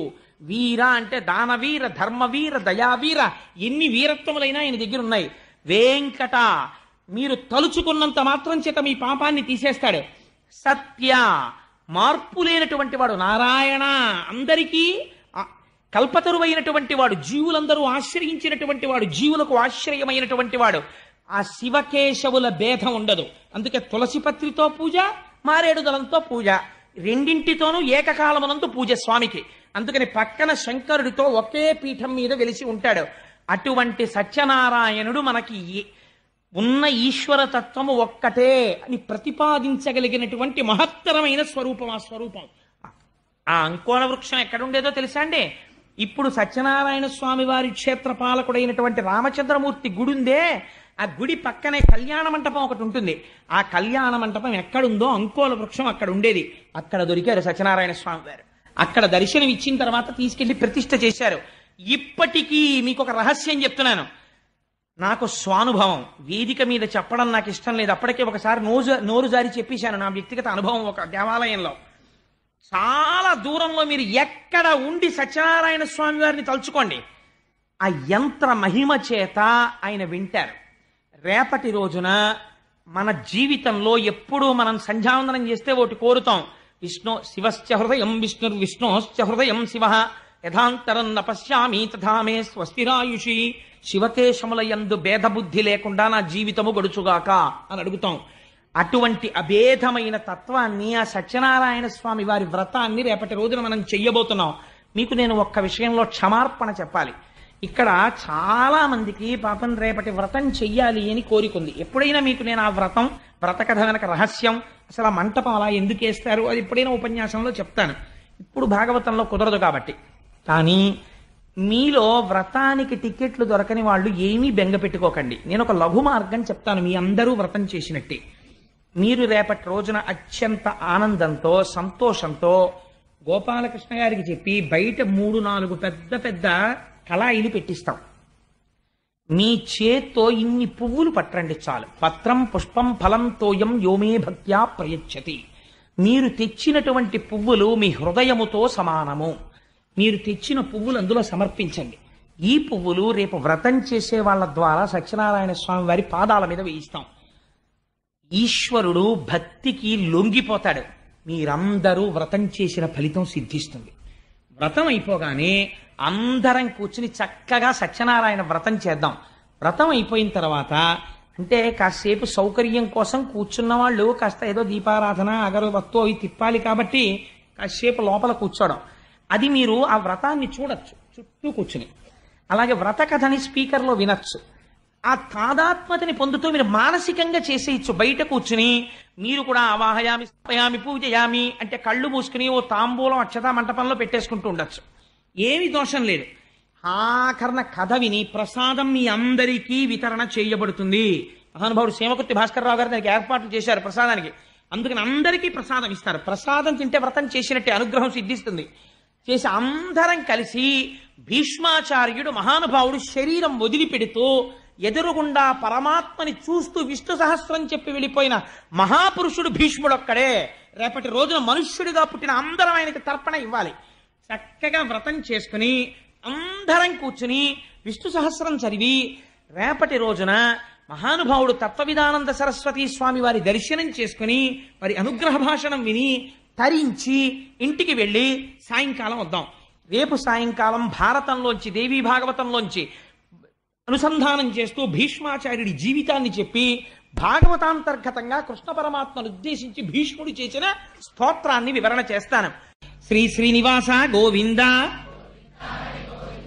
గోకుల నందన గోవింద, శ్రీ వెంకటేశ గోవింద, గోవింద హరి గోవింద, గోకుల నందన గోవింద, భక్తవత్సల గోవింద, గోవింద హరి గోవింద, గోకుల నందన గోవింద, భాగవత ప్రియ గోవింద, గోవింద హరి గోవింద, గోకుల నందన గోవింద, నిత్య నిర్మల గోవింద, గోవింద హరి గోవింద, గోకుల నందన గోవింద, నీలమేఘశ్యామ గోవింద, గోవింద హరి గోవింద, గోకుల నందన గోవింద, పురాణ పురుష గోవింద, గోవింద హరి గోవింద, గోకుల నందన గోవింద, పుండరీకాక్ష గోవింద, గోవింద హరి గోవింద, గోకుల నందన గోవింద, నందనందన గోవింద గోవింద హరి గోవింద గోకుల నందన గోవింద పాప విమోచన గోవింద గోవింద హరి గోవింద గోకుల నందన గోవింద దశరథనందన గోవింద గోవింద హరి గోవింద గోకుల నందన గోవింద శ్రీ వెంకటేశ గోవింద